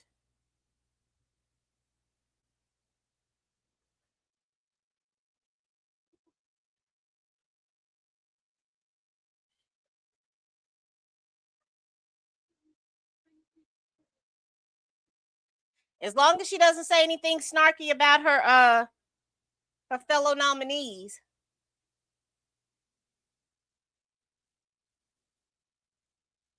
Look at the jewels around her neck. I'm torn on this dress because I really wish this dress was either in the pink or either in the red. I don't know how I feel about the color blocking in the both. The dress is pretty. I like how it fits. It's glowing. I like its gorgeous flow. I like how it flows to the floor. But I don't know if I wanted it just to be in the pink or did I want it to be in the red. But she's wearing the hell out of it. I ain't gonna hold you.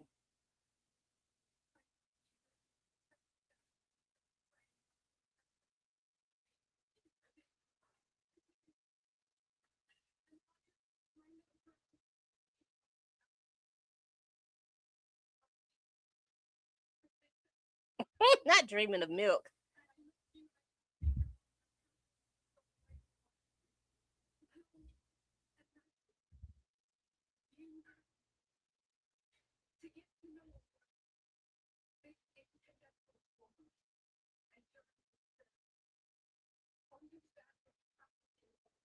You don't like the colors? Because it's color blocking. They use like the color wheel and they find the colors that match on the wheel. And that's what makes it so it's an interesting blockage. A lot of these colors like this are blocked like this, like you have like the reds, the pinks, or the reds and like a champagne color. You'll have a red with a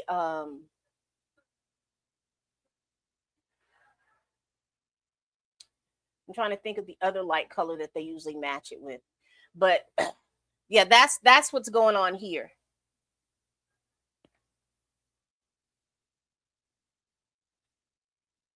I think if it was all red, in my opinion, I would have. I like the dress. I like the construction of the dress. I like the way it flows on her. I love that. I just wish it was one of the other color, but I understand the color blocking.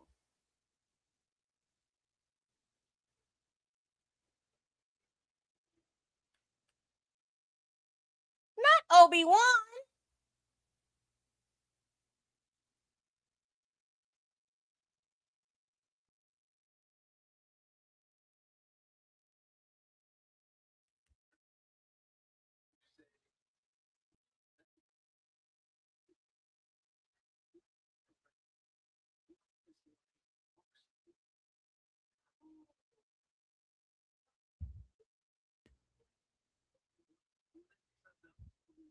Now, is it just me that them two right there, they look good next to each other, and I just see all kinds of freak nasty stuff going on with those two?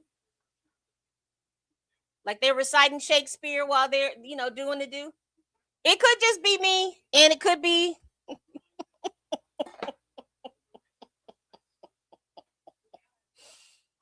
just be me.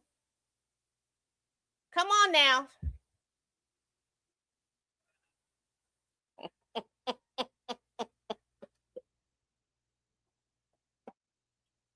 Best picture. Okay, Lauren. Here we go.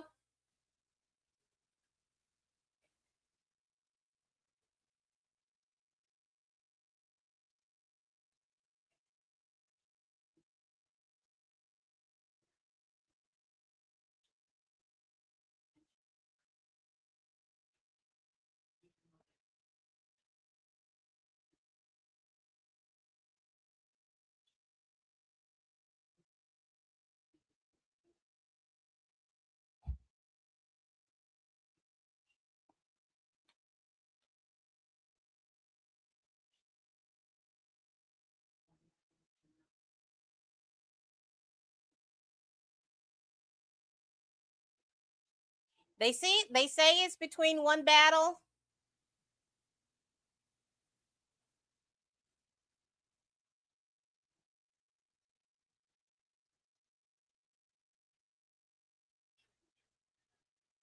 This season it is stacked.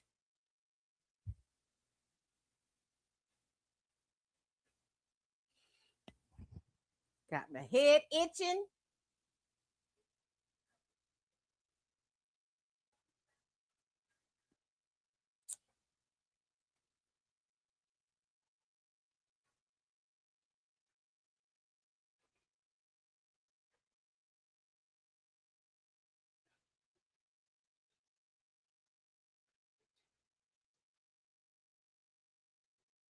Why is Tiana Taylor up there? This is not ensemble. But girl, they all coming up. They are. Yeah.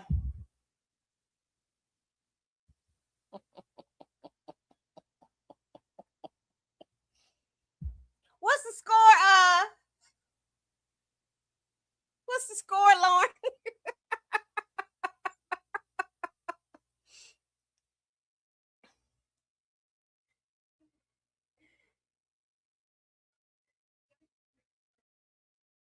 Oh Lord.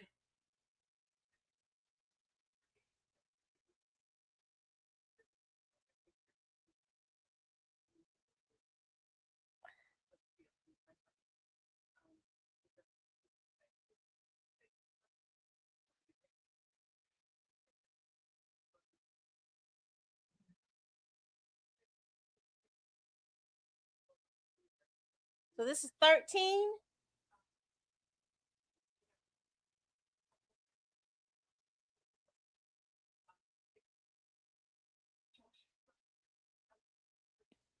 Are we missing something? Because they only have like one more award to go.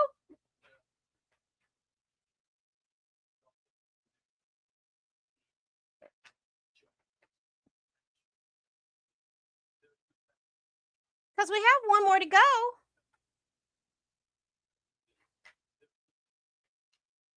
So they've won 3 out of 16 or 4.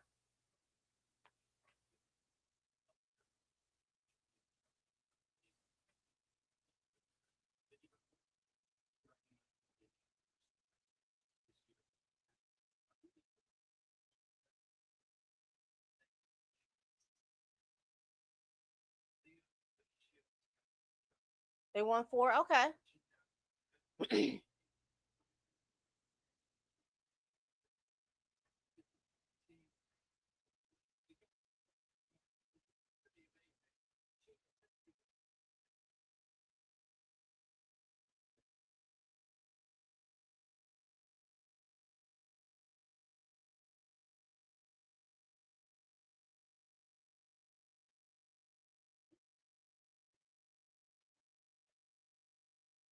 Did they do Was this the best cast?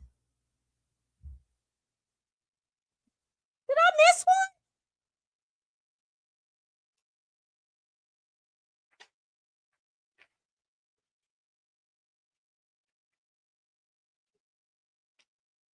Was best picture best cast?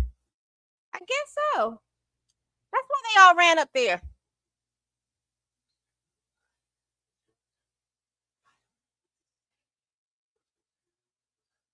Oh Lord, this is the ending of one battle after another.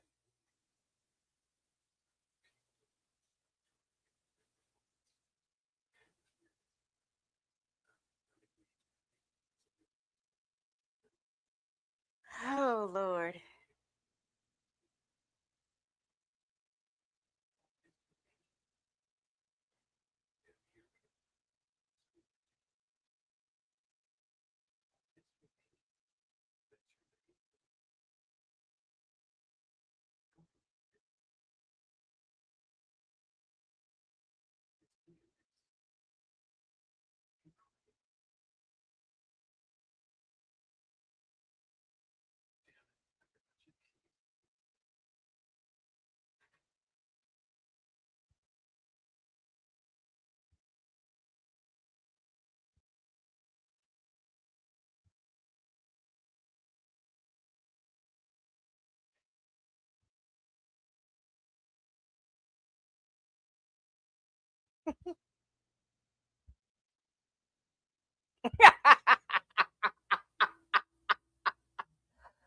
Woo.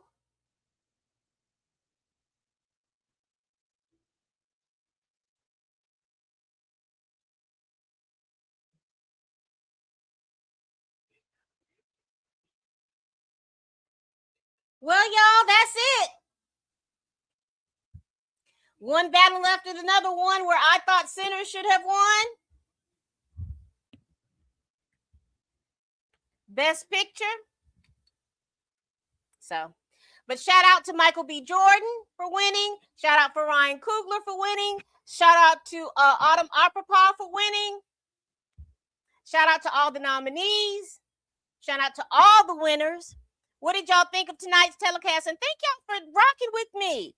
We have spent 3 hours and 45 minutes together. We family now. So I will be reviewing the fashions from the yeah, I'm not a hater. I'm not a hater. I know what I wanted to win, but they had a good movie. Like I said, I did not like Tiana Taylor's character, but the movie was decent. The movie was decent. I'm no hater. Shout out to all the winners. Shout out to all of you all that rock with me. I will be doing the fashion video.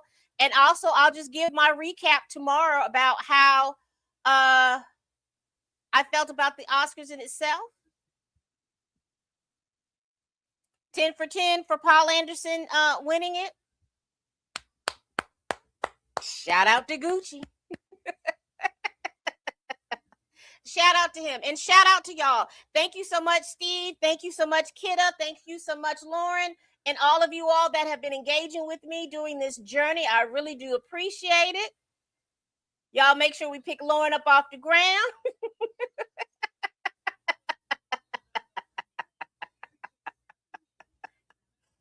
Y'all, thank you again so much for rocking with me. Like I said, I'll do my update, what my recap on tomorrow. I'm gonna see if they've got any after party stuff on YouTube to see if they're going over that. So y'all, please make sure you all tell a friend, tell a kin, tell a coworker, tell them helpers that you can't stand that I'm over here making these videos. And as always, people, bye bye.